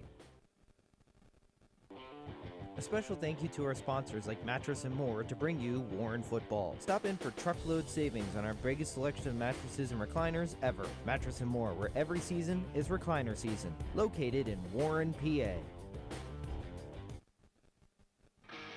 We'd like to thank our sponsors like A&B Heating to bring you Warren Football. A&B Heating, serving your heating, cooling, and plumbing needs since 1953. I'm Jacob Redder, center for the Dragons football. Now back to the action at Old Ball Yard on 92 Gold WRRM. I just love that. Jacob Redder and the Old Ball Yard. We're bringing that back, TJ. We're going to make that a staple. The ball yard at War Memorial Field. That's what I get for watching This Week in Pro Football. Yep, that's going to be the name from now on. The Old Ball Yard at War Memorial. Well, I'll tell you what. This is as you brought up earlier, Dave and John, both of you mentioned it. When you go in the locker room at halftime, what is going to be the tone and what's going to be the message? And I cannot imagine that Cricky's going to be upset or anything like that. I think it's going to be very matter of fact. I think it's going to be, okay, look, we're going to improve. It's going to be a rough ride for a while. We're going to go out there and try to do this better if he focuses on certain assignments, blocking assignments, or where to be on defense, maybe, because we've gotten a couple of mix-ups back there that cost us big yardage. So anyway, I would say if I were in the coach's shoes, I would go that route. I don't know if a new Rockney speech would get those guys so fired up that they played way over their heads. But when you're down by that many points and it's halftime, by a team that is clearly going to be one of the best you see all year, it's hard to face it. It's hard to motivate. Yeah, it just comes down to next play, next. It comes into a lot of coach speak. One play at a time, one score at a time. You can't score a 40-point touchdown and all those sorts of things. It is the truth. It might be coach speak. It might be the stereotypical thing you'd say, but it's the truth. But some stats for everybody out there. Parker Kaiser 4 for 10 for 14 yards. Aiden Corbett playing on the field right now with the marching band, with the trumpet. 3 carries for 20 yards. And Egger is 4 carries for 11 yards. Everybody else is 2 carries in the negatives with Copley and Kaiser as well.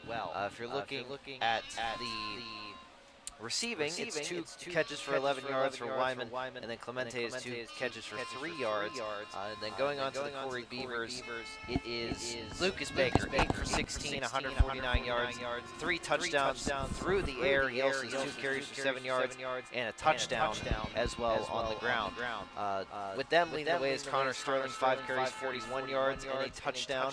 They also have help from Albers, who has 3 carries for 24 yards, and then also with Marcus Meredith, who had 2 carries for 11 yards.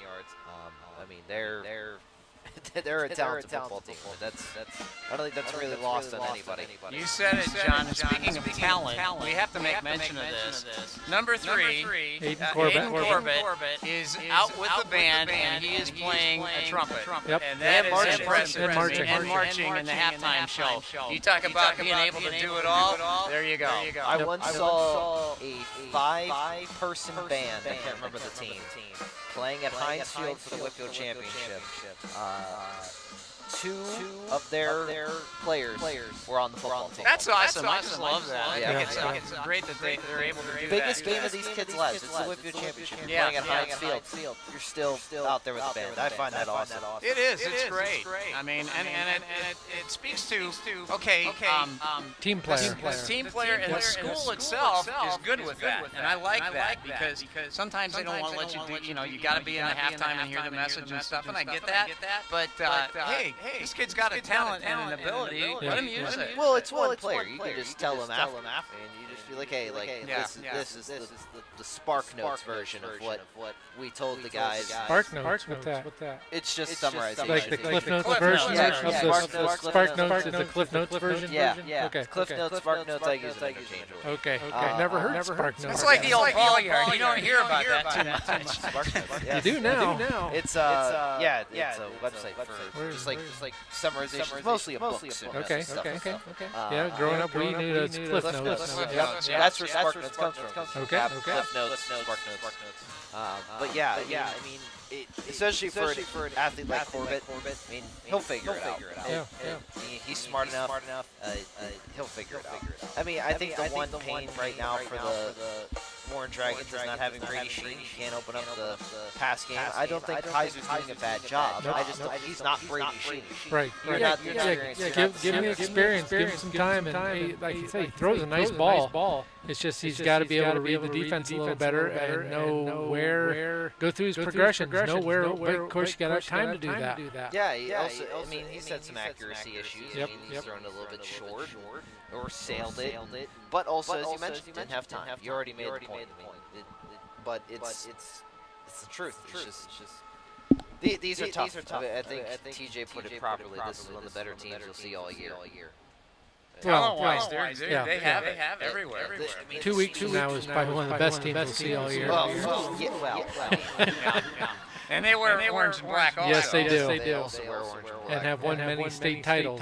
And I will also be wearing orange and black. Not that night, you won't. I will. Okay. Well, you probably know a lot of it. I do. I was going to say. I'll talk to our radio coordinator about that. Hi. Yeah, I don't think you're going to get too far, Dave. Just for that, you're on stats all night, son. There'll be no microphone for you. I'll turn it down. As I recall, last year's Corry halftime performance was very entertaining, and they're lining up right now to get ready for tonight. So it's a college football type weekend. We kick everything off tomorrow afternoon at noon on Fox with number 1 Texas, number 3 Ohio State. Yeah, that's a big one. That's going to be a barn burner to kick things off. Notre Dame and Miami round things out Sunday night in Miami. So go Irish. Go Irish. All right. I like it. And Pitt plays somebody. Duquesne. Okay. Crosstown rival. Duke. 1939. Only the 8th time effort, and the campuses are 2 miles apart. And where's that game at? Where would you think Pitt and Duquesne? It's in Pittsburgh somewhere. Acura? Sure. Acura Stadium? Sure. Sure. It's it should be a fun game. I think Pitt rolls, but I mean I've been shocked before. So knowing my Pitt fandom, it will be a 1-score game in favor of the Dukes. So Penn State has a MAC school, I would presume. Oh, Nevada. Yep. Colin. Nope, that was UNLV. Was it Nevada? UNLV had a couple days ago, I believe. Yeah. And the one I'm going to want to watch is Saturday night, Clemson against LSU. I want to see how long it takes Brian Kelly to get egg or tomato or whatever they're going to do.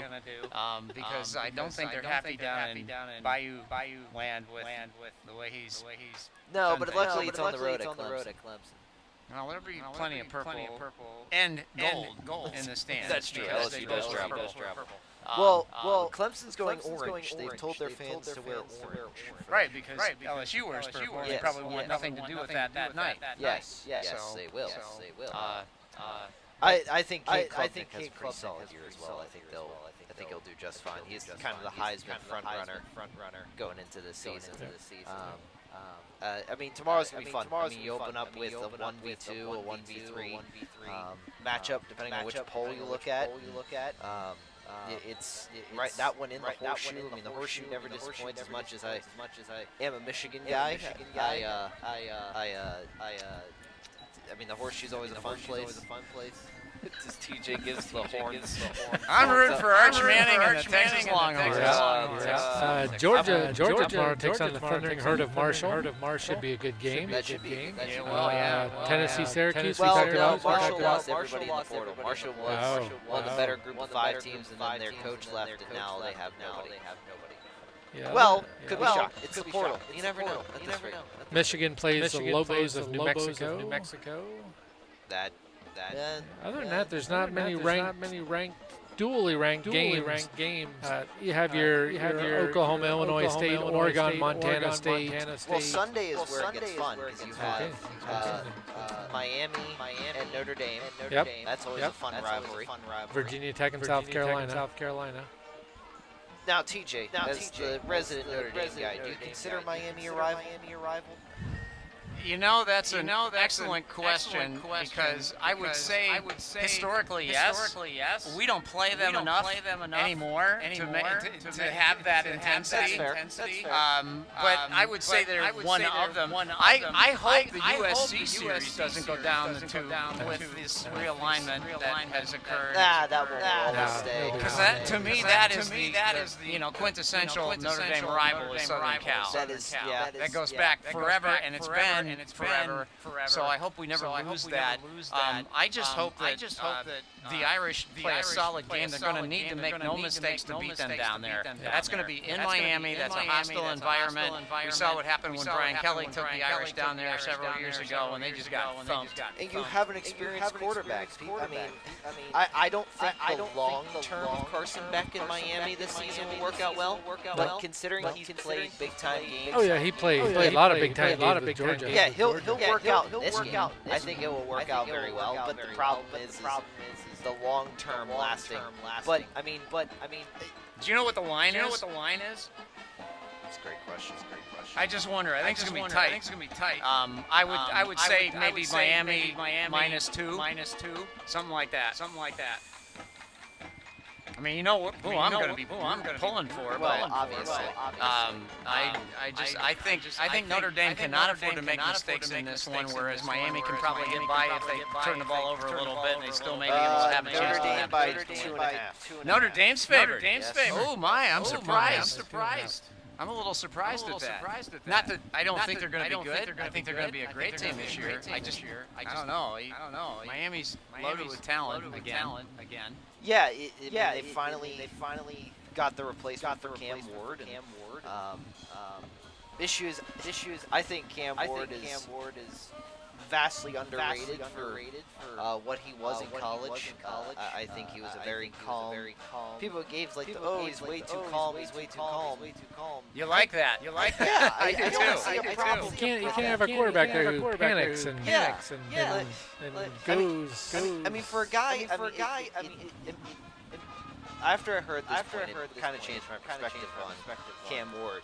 I mean, he's just a guy that figures it out. He came from a school that ran the wishbone.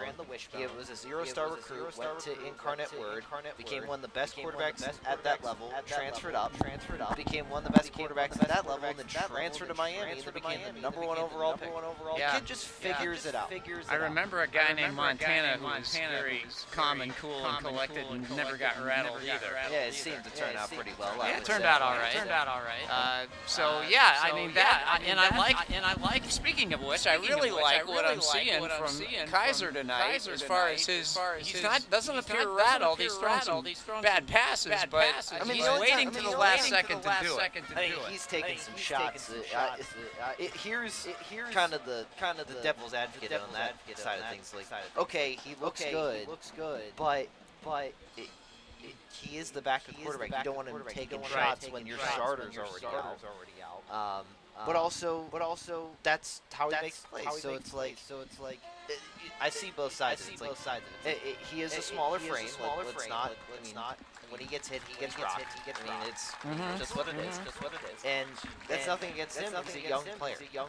But I think everything mentally is there. His arm is there. His composure is there. I would just hate to see him get hurt. No, I don't want to see that either. Waiting for the last second, get blown up on a play. And I think one thing that's in his favor, though, the more action he gets, the sooner the game will slow down for him. Once it does that, yeah, and once he gets comfortable out there, he may be comfortable now. I don't know. I wouldn't be after getting hit as many times as he did. But I think it slowed down after last week. He had the 2 picks right off the bat, and then he comes in with a week of practice with the game plan built around him. The game slowed down, and it's very obvious. He looks like a much different football player than what we saw last week. I mean, he was Last week he was just thrown into the game and hey, here's a couple plays. Let's run them and don't get hurt. Yeah, and he was chopping his feet. Like you said, this week it was built around him. He had the entire week to practice. I guess it's maybe I don't want to say the advantage, but the fact that he knew that Sheen was out this week, was I don't want to call it an advantage, but you know what I'm getting at. Yeah. It's not an advantage because that's horrible. It's and now I'm on your train, lost your word train. Spark notes. Spark notes. Let me check the Spark notes to find the Cliff Notes version of what I want to say. It's an affirmation. Yeah, it's nice to know that you're going to play. It's not a question. It's like, all right, I'm going to play. Like, Coach sees something in me. I need to go out and produce and show him what I got. This is my shot. Because they could have just handed the keys of the offense to Bleach and just said, all right, we're going to figure it out with him, and he's the older guy. No, they gave the keys to Kaiser, and they never really, Bleach is coming in spots, but they've kind of just handed it to Kaiser. But like Kaiser knows also that Sheen is coming back. So he needs to make the most of the opportunity while he has it. And that way it gives the coaches assurance that if he goes down again, hey, we got a kid who can step right in there and throw some nice passes and run the offense. So we're also looking for the future. Yeah, the future looks bright with him at quarterback, Corbett running back. Dragons got some nice young talent to build on. They just need young linemen. Yep. I think that's the difference. You can have all that young speed in the world. That's the difference between Corry. Yeah, we've been talking about their speed, but don't let those big boys up front go without notice. I mean, they're talented, they're strong, and they're quick. I mean, they're getting their 3-yard push every play. I don't think that's a knock against Warren. I think that's just how good they are. But it is what it is at this rate. Yeah, it's a process that the Dragons are going through this year. Getting used to a new system by itself can be tough sometimes, but we've struggled the last several years, and you throw that on top of it. I think we need to be patient with these guys, and I'm seeing some good things. Hopefully, they will continue to learn more as each week progresses. I mean, this isn't college football where you can recruit the next line of guys. You can't bring in all these guys. I mean, this is high school football. You have to build from the bottom. You have to build from I mean, as insane as it sounds, you have to build from your second grade team and build. Look at these programs. Look at Corry. Not that long ago, they were one of the, and this is no knock to them as a program, one of the lower teams in the region. And now look at them. They have built it back up. It's all those guys that suffered through those seasons. The 2-7s, the 2-8s, the 4 and 5s, whatever it may be, and you have to build. I mean, Corry's a great example. Warren is a little bigger school-wise, but that's kind of the model you want to build off of. It's building those outside athletes. Warren always has them. Just needs to find some line.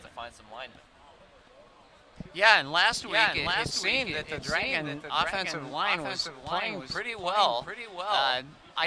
I don't think athletically the opposition was what this group of defensive linemen is, but nonetheless, I saw some promise there, and I think that's still going to happen.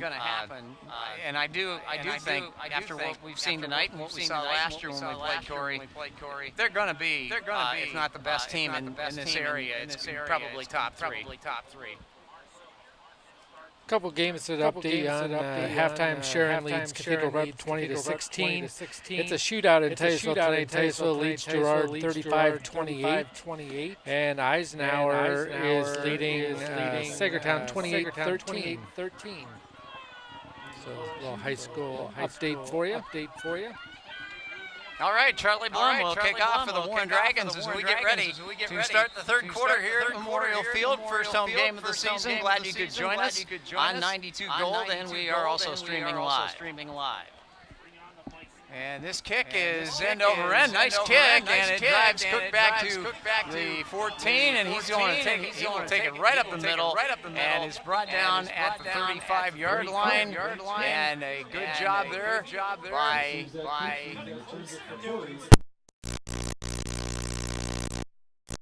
that is Copley. Who's had a good night tonight, making tackles and such, and returns. Doing a little technical issue over here, DJ. Okay, I'm just using your flashlight.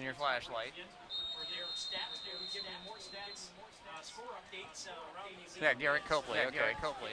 That's who I thought it was. It is. And Corry starts first.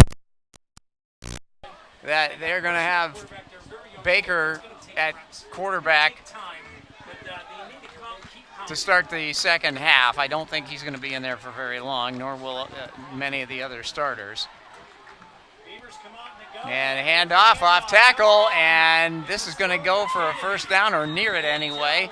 It's a good job by Minio to take the runner down, but that was a nice job by number 5, and that's Canady. Dion Canady, number 5. Another one of their group of sprinters. Yep. So it wasn't a first down. It will be placed at the 46-yard line of Corry. Well, it's interesting, TJ. We see these guys in September and October on the football field. Then you see them again in a whole different light when they play basketball. Yeah. You see them twice, and yeah, it's like, wow, this kid is actually very good. Mm-hmm. Yeah, a lot of multi-sport athletes in high school. Yep. I think it's great to play more than one sport, because I think what you get from one sport develops you in ways you don't realize for other sports. So it has a kind of a mutual benefit. And this is going to be a handoff the other way. And Canadian, nice move up the middle. Oh, my goodness. Blum is chasing. He's not going to get him, though. And he's in the end zone. Canadian, another touchdown for Corry. And that was a 54-yard run for a score. Yeah, he made a nice move. He just had a couple moves there and broke it. Yeah, as soon as he got by the first wave, then he put another move on one of the Dragon linebackers, and he was just gone. That a prime example of the kind of speed that kills. Yeah, it does, and they have it everywhere. Their running backs are fast. The quarterback can move. They've even got wide receivers and defensive backs that can stay right with everybody else. They're loaded. Yeah, and they're fun to watch. Here's the point after. Caden Fresina will attempt it. No, it isn't Fresina. Is that the guy who plunked the crossbar last year? I don't think so. That's going to be wild. Oh, it is good. He got it through. Wow. Try to figure out who that is. Is it 80?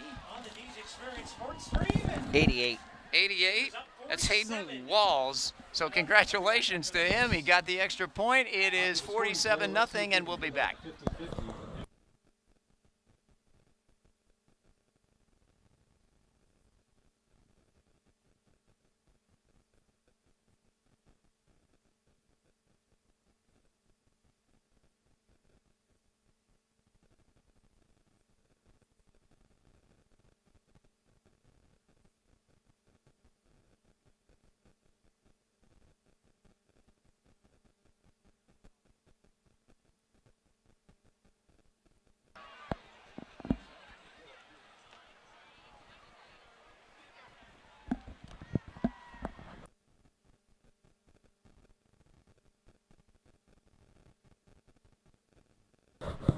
Okay, it is 47-0. The Dragons are trailing the Corry Beavers. And not a terribly big surprise, the score, as Corry, one of the better teams in the area, and they have athletic talent everywhere. Yeah, they went 9-3 last year. And would we say they made it the second round of the playoffs where they lost to Hickory? Yeah, and Hickory's a dynamite team last they year. And they're still probably very, very good. All right, Tommaso Clemente turns the corner. He cuts back inside, and he is inside the 40 to the 35-yard line. I think he was about a step from breaking it. 1 or 2 steps from breaking it, and then the prediction comes true. Yeah, he was flying down that sideline, and I thought for sure he might break it, but then when he cut back, somebody clipped his heel, and it got just enough to slow him down. Otherwise, he was in the end zone. So the Dragons, with the best field position they've started with all night long, have an opportunity here to score some points. We've been shut out thus far. 10 minutes left in the third quarter.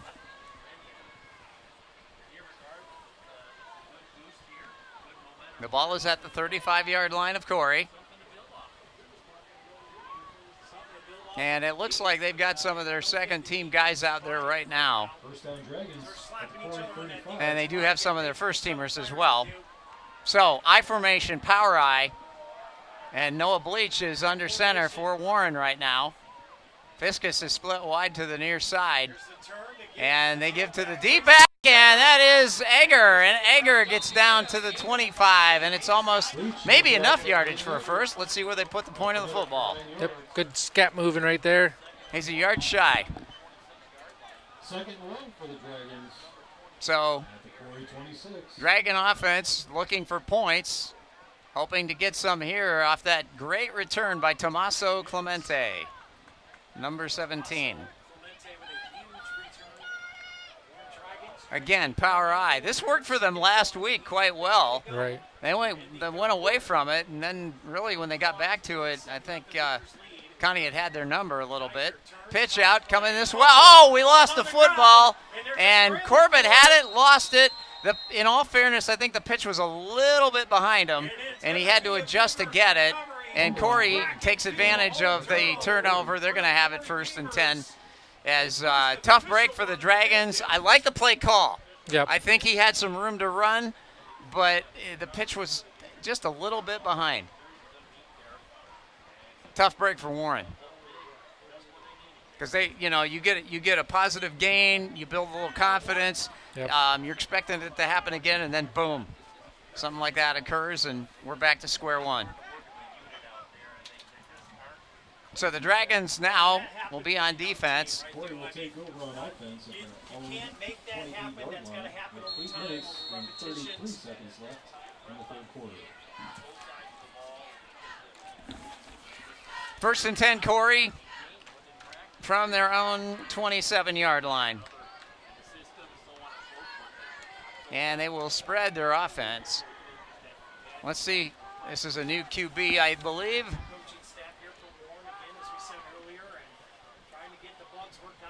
And they're just going to hand the ball off and run off tackle, and the Dragons are going to stuff that after a gain of about 2 yards. Reed Wilson in on the play, and let's see who else. 18 is Blair, I do believe. Colin Blair. Dragon JV will see these Corry Beaver JVs tomorrow morning. I think that's an 11 o'clock game in Corry. Should be great weather for football tomorrow. Oh, yeah.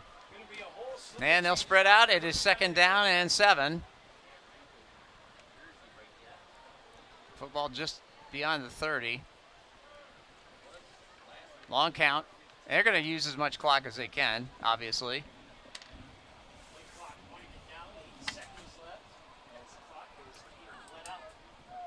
Oh, okay.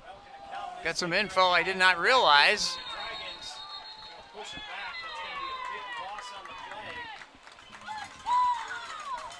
Okay, we need to give some credit to a young man named Layden Holden, who is wearing number 26. I had on my roster that was Copley.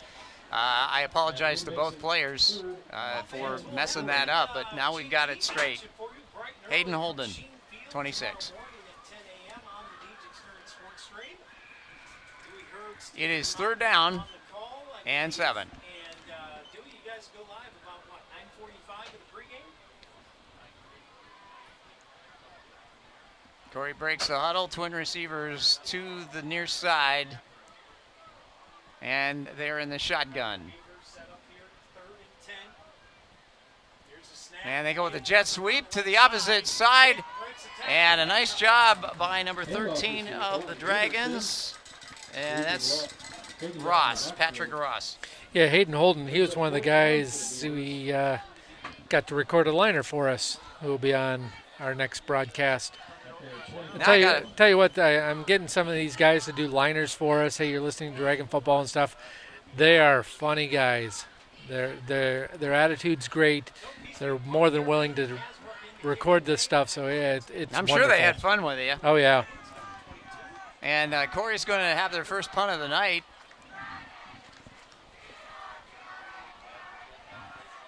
As it is a 4th down and 12 and a half yards to go. And Warren going to go back into a return, and Corry's going to get the benefit of a nice roll. And that was Egger that was back to receive for Warren, but he never had an opportunity to get his hands on it. And so Warren will have good field position as they start 1st and 10 on their own 39. Now we're going to have to figure out what number is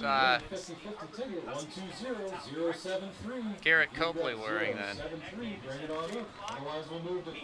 If he's not 26, nope. We'll have to find that out. I think him and Holden switched numbers. So whatever Holden was, that's what Copley is now. I'll have to look for that. Might take me a little while. We'll get to that in a second, but let's see as the Dragons operate from the gun. And a reverse, a nice reverse to Egger, as I think everybody thought Tommaso Clemente had the ball. He did not, and Egger came in a counter and got him 3 or 4 yards. So that was a nicely executed play, especially in terms of fooling announcers. Yep. Fooling us angry young men. Tommy Shaw. Young. Whatever. You're definitely off mic next week. Oh, no. Oh, yes.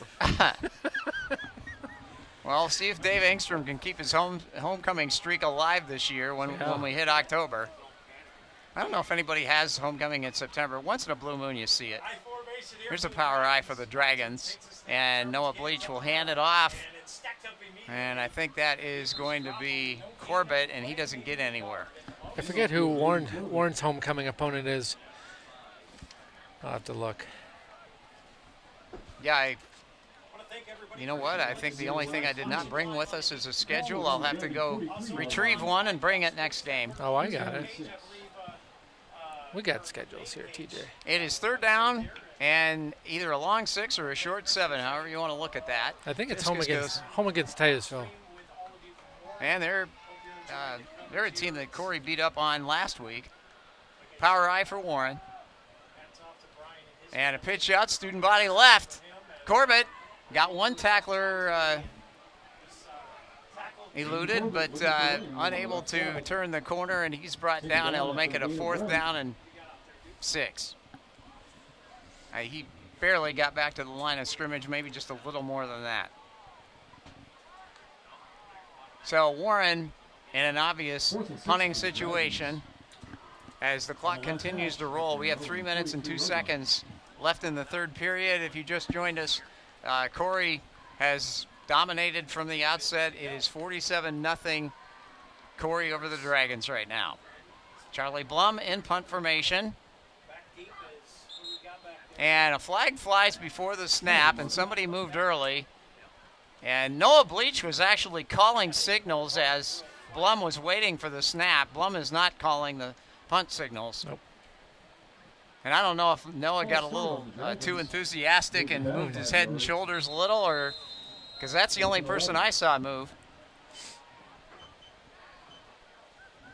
Too bad Nick's not here to explain all that. Ooh, high snap. Blum gets it, and he kicks it away. It is a low-line drive, and caught, fair caught, at the 32.5. Cook was the receiver. So 1st and 10, Corry. Warren did a nice job of covering that one. They were right on. Even though we called fair catch, they were still right on the play. And I think that was a huge factor in why he called fair catch. He saw the blue shirts coming and thought, I'm probably not going to escape any of that.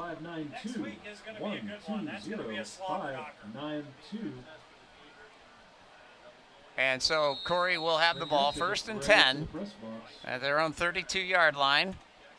We will be on the air next weekend on Friday night. Join us as we take on the Franklin Knights. And I'm sure Dave will have some sophisticated things to say about that in just a second. But Warren and Franklin will be on the air ahead of 7 o'clock, probably about 10 minutes or 15 minutes before that. And whistles and flags. Yep. Tim Giuliano will be spinning the yarn and telling the tale of the Knights versus Dragons. That's one of Warren's rivalries that go way back into the 40s, 30s, I think. Warren has a lot of rivalries that go way back into the past. Titusville, Franklin, Corry, Kane, Meadville, Jamestown, some of those names. And yeah, Jamestown, that was always the last game of the year, and then things changed because of playoffs. And my senior year, the only playoffs in our state were the WPIAL, and I think it was Butler and Penn Hills who played for that championship. But they did not have a state playoff system then. Garrett is now 80, if you want that clarification. Garrett Copley is 80. Yes. Okay, thank you for that. They did switch. All right. And that's okay. Now we know. Now we know. Yep. So we promised to make sure we call the correct name with the correct number. So Corry with a loss of 5 on that play, and it puts the ball back on the 27.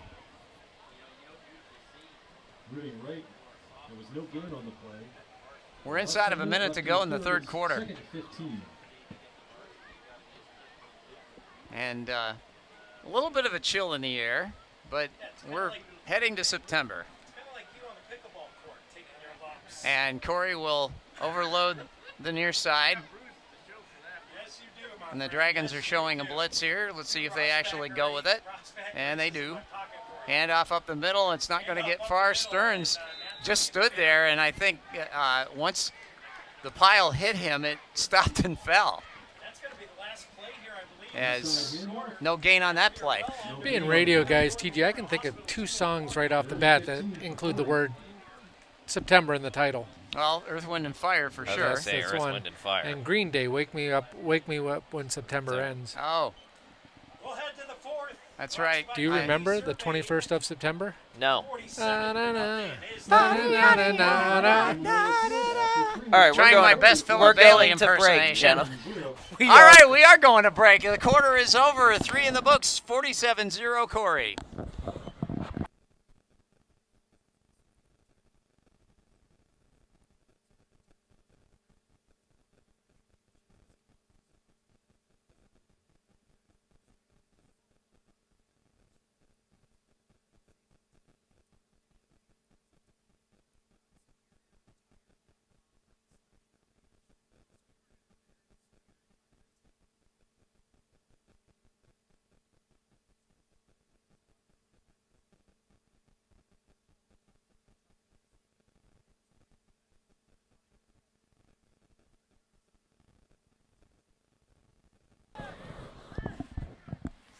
I will not try to imitate Philip Bailey anymore. Yeah, I was going to say, that's a disrespect to Philip Bailey.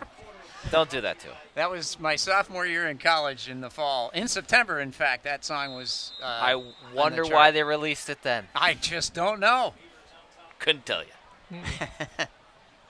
But yeah, great tune. They had a lot of classic stuff. It's not as good as December 1963. Oh, what a night. Yeah. Felt 4 seasons, and that was when I was a sophomore in high school. Junior, I'm sorry. See?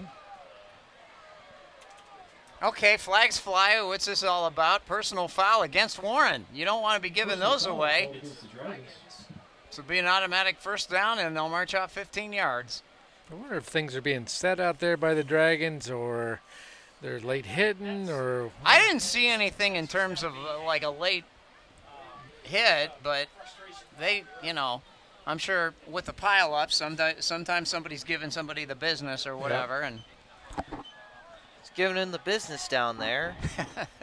Is that Ben Drythe? I think so. Oh, that was classic. Jim Kelly and Marty Lyons fighting on the ground at Rich Stadium, and one of the most famous calls in football history. Giving him the business. There is college football tonight. Auburn and Baylor are currently at 7-3. Ball at the Auburn 35. The Tigers are driving with 14-14 in the second quarter.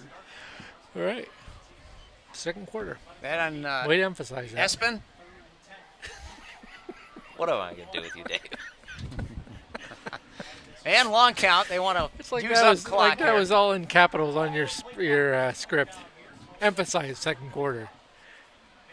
And the Beavers. Oh, jet sweep coming this way. Lost the ball momentarily. Got it back. Good job by the Dragons to string that play out. And that's a gain of about 5 or 6. In on the stop for the Dragons, 44 Reed Wilson and 36 Hayden Raphael. We were talking about earlier with Warren running the jet sweep. Corry set the edge there and was able to get upfield and kind of turn Warren's defense like a door and kind of leave it open for the runner. And I mean, clearly they work on that play a lot. They just set their feet right. I mean, this is not the starters. This is the backups, and they've clearly repped that play over and over. They've ran it a couple times already with the ones. Yeah, and these guys aren't slow either that have just come into the lineup.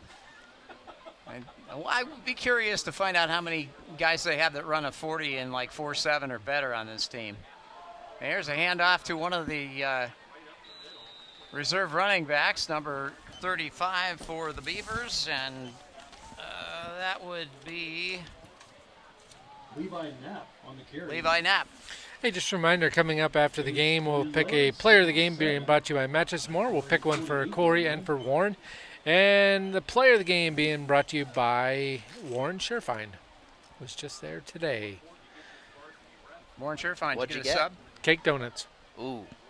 Cake donuts. Ooh. And they're good for you, too. Yeah, it was a pumpkin donut with coconut on it. Oh, those would be hard. I would have a tough time resisting pumpkin that. cake donut. I have a tough time resisting it now. I love pumpkin, and I like... Yep, bought 4 of them. 2 of them are in the fridge still for tomorrow. You didn't get one Coconut's for good me? stuff. We have another penalty marker on the field. Huh? I'll stop by. All right. Yeah, they have good cake donuts. Warren took a timeout. 9:38 to go in the ball game.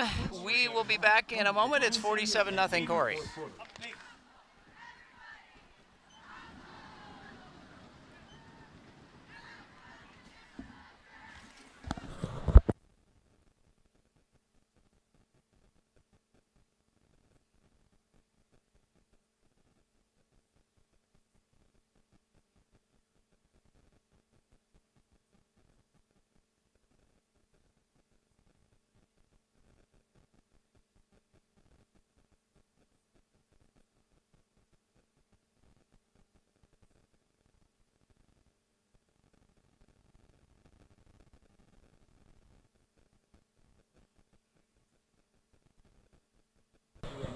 Well, we're back. Tough night for the Dragons in their second ball game of the season. They trail at 47-0 to a really good Corry football team who has the football right now. They are at their own 48-yard line. It is a 2nd and 8, and a handoff again to Knapp. And he gets about 6 on that one, near first down yardage, but not as near as I thought initially. It's going to be 3rd and about 3. 3rd and 3 for the Beavers. As the clock continues to run. And next week we will speak of castles and dragons and maidens and knights and fair maidens and knights and swords and knights in the days of Noblemen. King Arthur. The castles and you're on board now. Oh, got to be on board with all that. And we'll have to spin. Dungeons and Dragons, the football You'll be game. preparing to spin your tail. Spin your yarn and tell the tale. Uh-oh, lost ball in the backfield. They'll just have to fall on it and Still still lose. I think Corry did finally fall on it. And in there for the Dragons, giving chase, and I think he almost got a hold of that one, would be Harkins. But Corry does retain possession for one more play. They're going to have to punt the ball out. Slippery pigskin. Yeah. Muddy pig. Here, Piggy.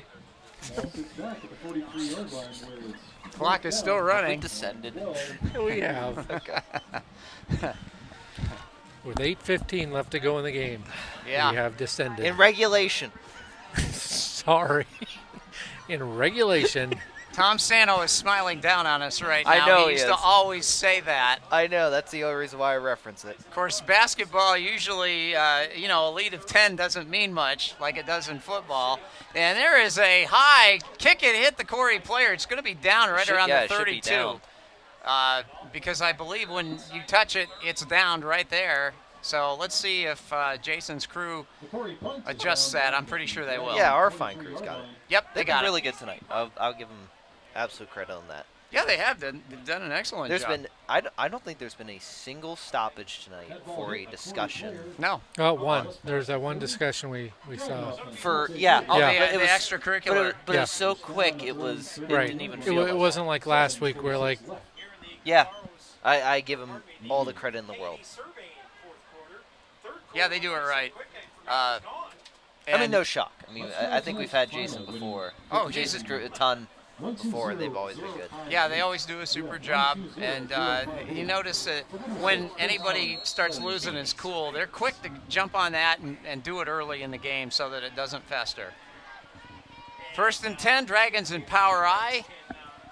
And clock at 7:36 and counting.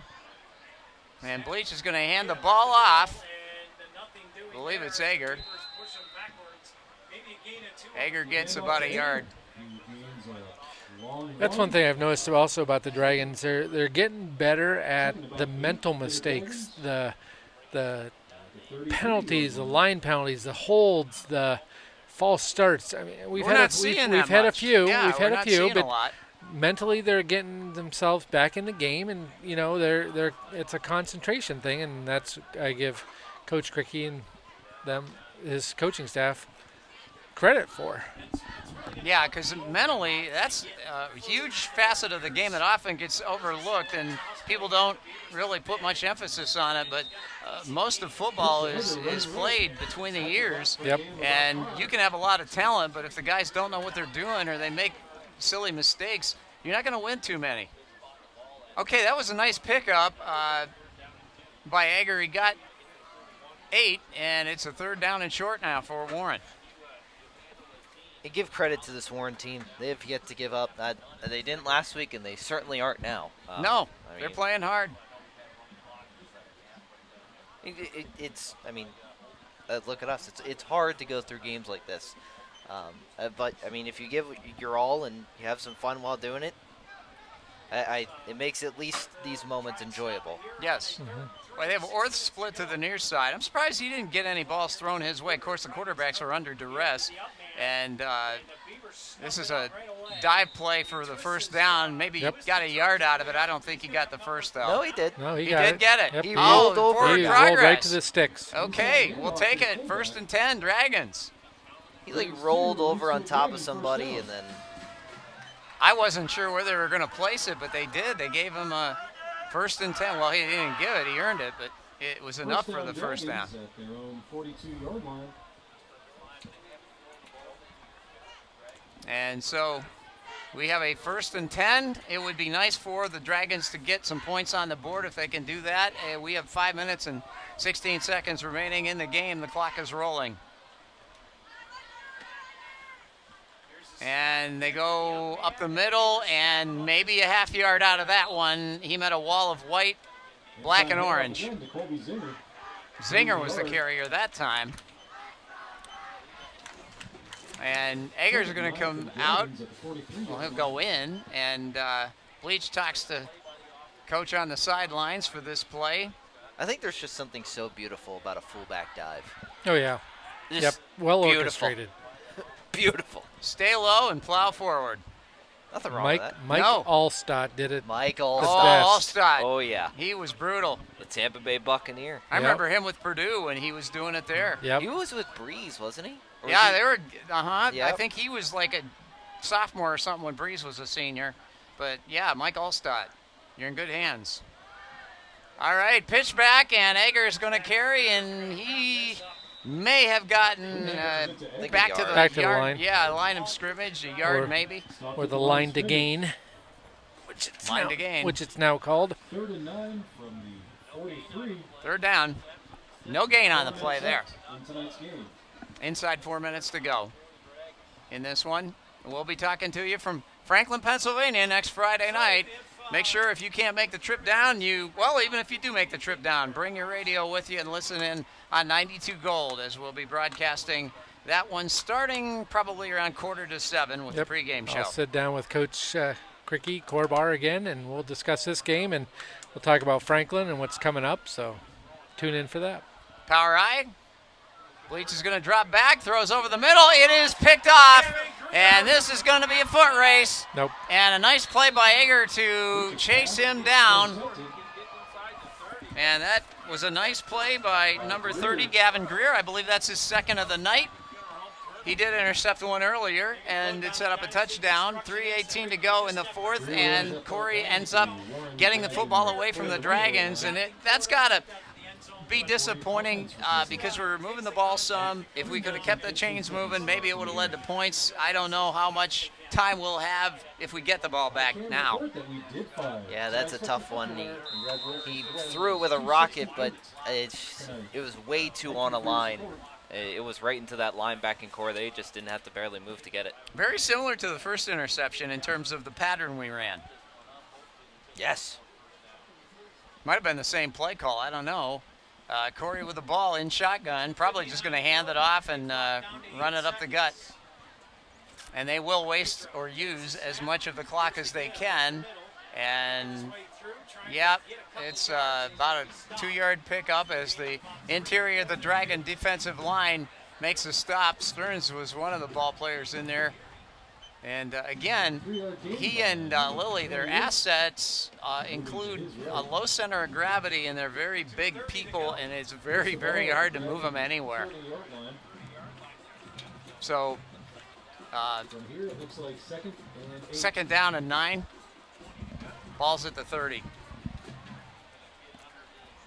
And we're now approaching the 2-minute mark as Corry will probably hold on to it for another 12 seconds and snap it right before the play clock runs out.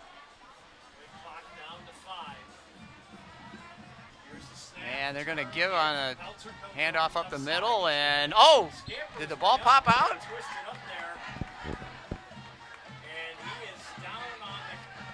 We've got an injured player for Warren. I wasn't sure what happened there. Let's see. Try to identify who that is for you. We'll step aside for a moment and come back.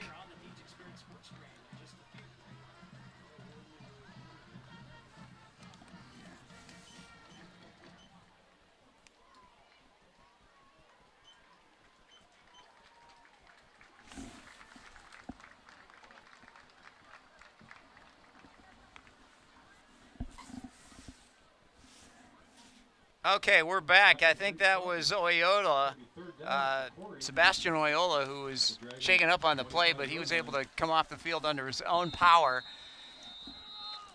So we don't want to see anybody getting injured, especially at this point in the ball game when, the result is pretty much obvious.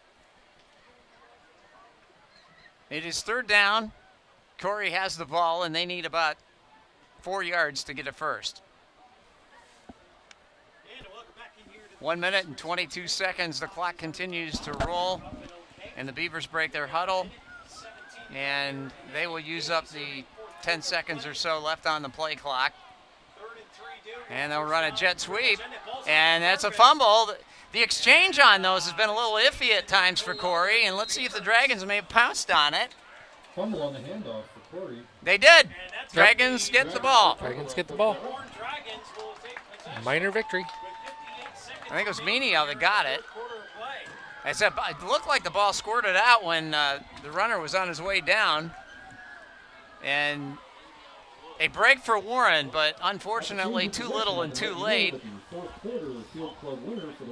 We have 58.5 seconds remaining on the clock right now. And again, we hope you'll be able to join us next Friday night for the Dragons and the Knights in Franklin. Mr. Engstrom with that mischievous Everything he cackle. does is mischievous. Mischievous. Or as some people say, mischievous. Almost maniacal. Plotting. Or as our friend Mark Silvis would say, mischief. Mischief. Mark used to say that. Mischief. Mischief. Yep. All right. Shout out to Mark if he's listening tonight. He worked for us for a long time at the station in Warren. Yep. Staple. Yeah, and he could do a lot. I mean, when he was in the studio, you knew things were going to work right because he knew what he was doing. And there's almost a picked off aerial, as that was just a go route. And good defense by Corry, as Orth was the lone receiver down there. And I think that's going to be the last play of the ball game because we're inside of 10 seconds to go. But the Dragons are going to hurry up and try to get a snap before this one is over. 4, 3, 2, 1. They get it off. And Kaiser is going to sprint to his left, lets it fly. It is complete to Charlie Blum. Let's see if the Dragons can do anything with it. No, they're going to be shoved out of bounds. And Blum will go down, and the clock expires. And the Dragons will have their second loss of the season, 47-0. Okay, let's go into the player of the game. Being brought to you by Mattress and More. Stop in for truckload savings at our biggest selection of mattresses and recliners ever. Mattress and More, where every season is recliner season, located in Warren. Player of the game today, we're going to pick one for Corry, one for Warren. Corry, I'm going with Lucas Baker. I'll give you that. The quarterback. And for Warren, I am going to go with Egger. Good power running with a side note of quarterback. Yeah, I think Parker. Aiden Egger is fair on that one. Yeah, Egger, he was consistently, when he got the ball, he ran well. Okay, so that's our Mattress and More player of the game. For Warren is Aiden Egger. And our play of the game being brought to you by Warren Surefine, your hometown market. Warren's only locally owned and operated grocery store. Play of the game. I would say Baker to Blake Cook for the touchdown that pretty much opened the floodgates up for Corry. We will go with that one. It was not just a pretty play, but it was the thing that kind of put the momentum in their side to stay, and it was well executed. Some stats to finish this thing out. Parker Kaiser, 5 for 12 for 37 yards, including that completion to end the game. You mentioned Aiden Egger, 9 for 32. And then Aiden Corbett, 6 for 19. He did have the fumble, though, at one point in the game. Looking at the Corry Beavers, 8 for 16. Lucas Baker, 149 for 3 touchdowns. Albers, 3 carries, 24 yards. And, I mean, just what a day by him. And they had 302 yards of offense from the starters before they went to the backups and everything. So what a day for them. Yeah, Corry, they're a good football team. You're going to see them in the playoffs, I'm sure, and they may advance a couple of rungs before it's all said and done. They have a lot of talent. I mean, they were a good team last year. This is what you want to see as a staff, as a squad that can build year in and year out, and hopefully they can continue that upward trajectory. I mean, the District 10 is no slouch when it comes to the upper talent of this league, and if they can get over that hump, it'll be quite the achievement. But interested to see them. We're in Franklin next week, so hopefully it's a better outcome for the Dragons. Yeah, let's take a look at some of the scores from tonight, if we can, before we go. Farrell is leading Fort LaBeouf. That game's almost over, 27-3. Union City has lost to Cochranton, 42-13. Eisenhower and Sagertown are now tied up at 28 in Sagertown, so keep an eye out for that one. Oil City 36, Mercier's Prep 14. Northeast 41, Seneca nothing. Sharon is now down to Cathedral Prep late in the third, 29-27. Roll Ramblers. The shootout game we've been watching all night. Girard has taken the lead over Titusville, 36-35. And let's see, General McLean is beating up on Harbor Creek 21-0. Meadville has Connellsville 28-14, and McDowell is losing to Mentor of Ohio 42-12. Mentor's a legit team. I believe they might have had it last year, but they had a D1 quarterback really recently, Power 4 Division I quarterback, very recently. Hey, I got a trivia question for you guys. Just thought of it. 12. Before we go. 32. The question is, do you know what the nickname of the Notre Dame team was before they became the Fighting Irish? Ramblers. There you go. You said Ramblers. I thought, well, see if he knows that. You know he what's does know funny? it. Because I Googled it because I was wondering why Cathedral Prep was named the Ramblers. There you go. It was because they were originally named Notre Dame. Obviously, but the connection, the Catholic Church. Catholic There school, you go. and yeah, absolutely. I see. Yeah, 5 points that for was you. Interesting. Yeah. You can use them at the point store at the end of the season. Or you can What's at trade the in point one store? of Dave's predictions for Homecoming Queen on that. Yeah, we can't go that far. Use them at the point store. I have to save up a little bit. Yeah, you All right, well, I'll check my Sparks notes for next week. And yeah. I'll look at my cliff notes of the Spark notes. You guys are ridiculous. Well, that'll wrap it up here at Memorial Field. Once again, the final score was Corry 47, Warren nothing. We look forward to Friday night. We'll be in Franklin, kickoff 7 p.m. for Dave Angstrom and John Robbins and Nick, who could not be here tonight. Tim Giuliano saying so long. This has been a presentation of WRRN Radio Sports, a division of Lilly Broadcasting.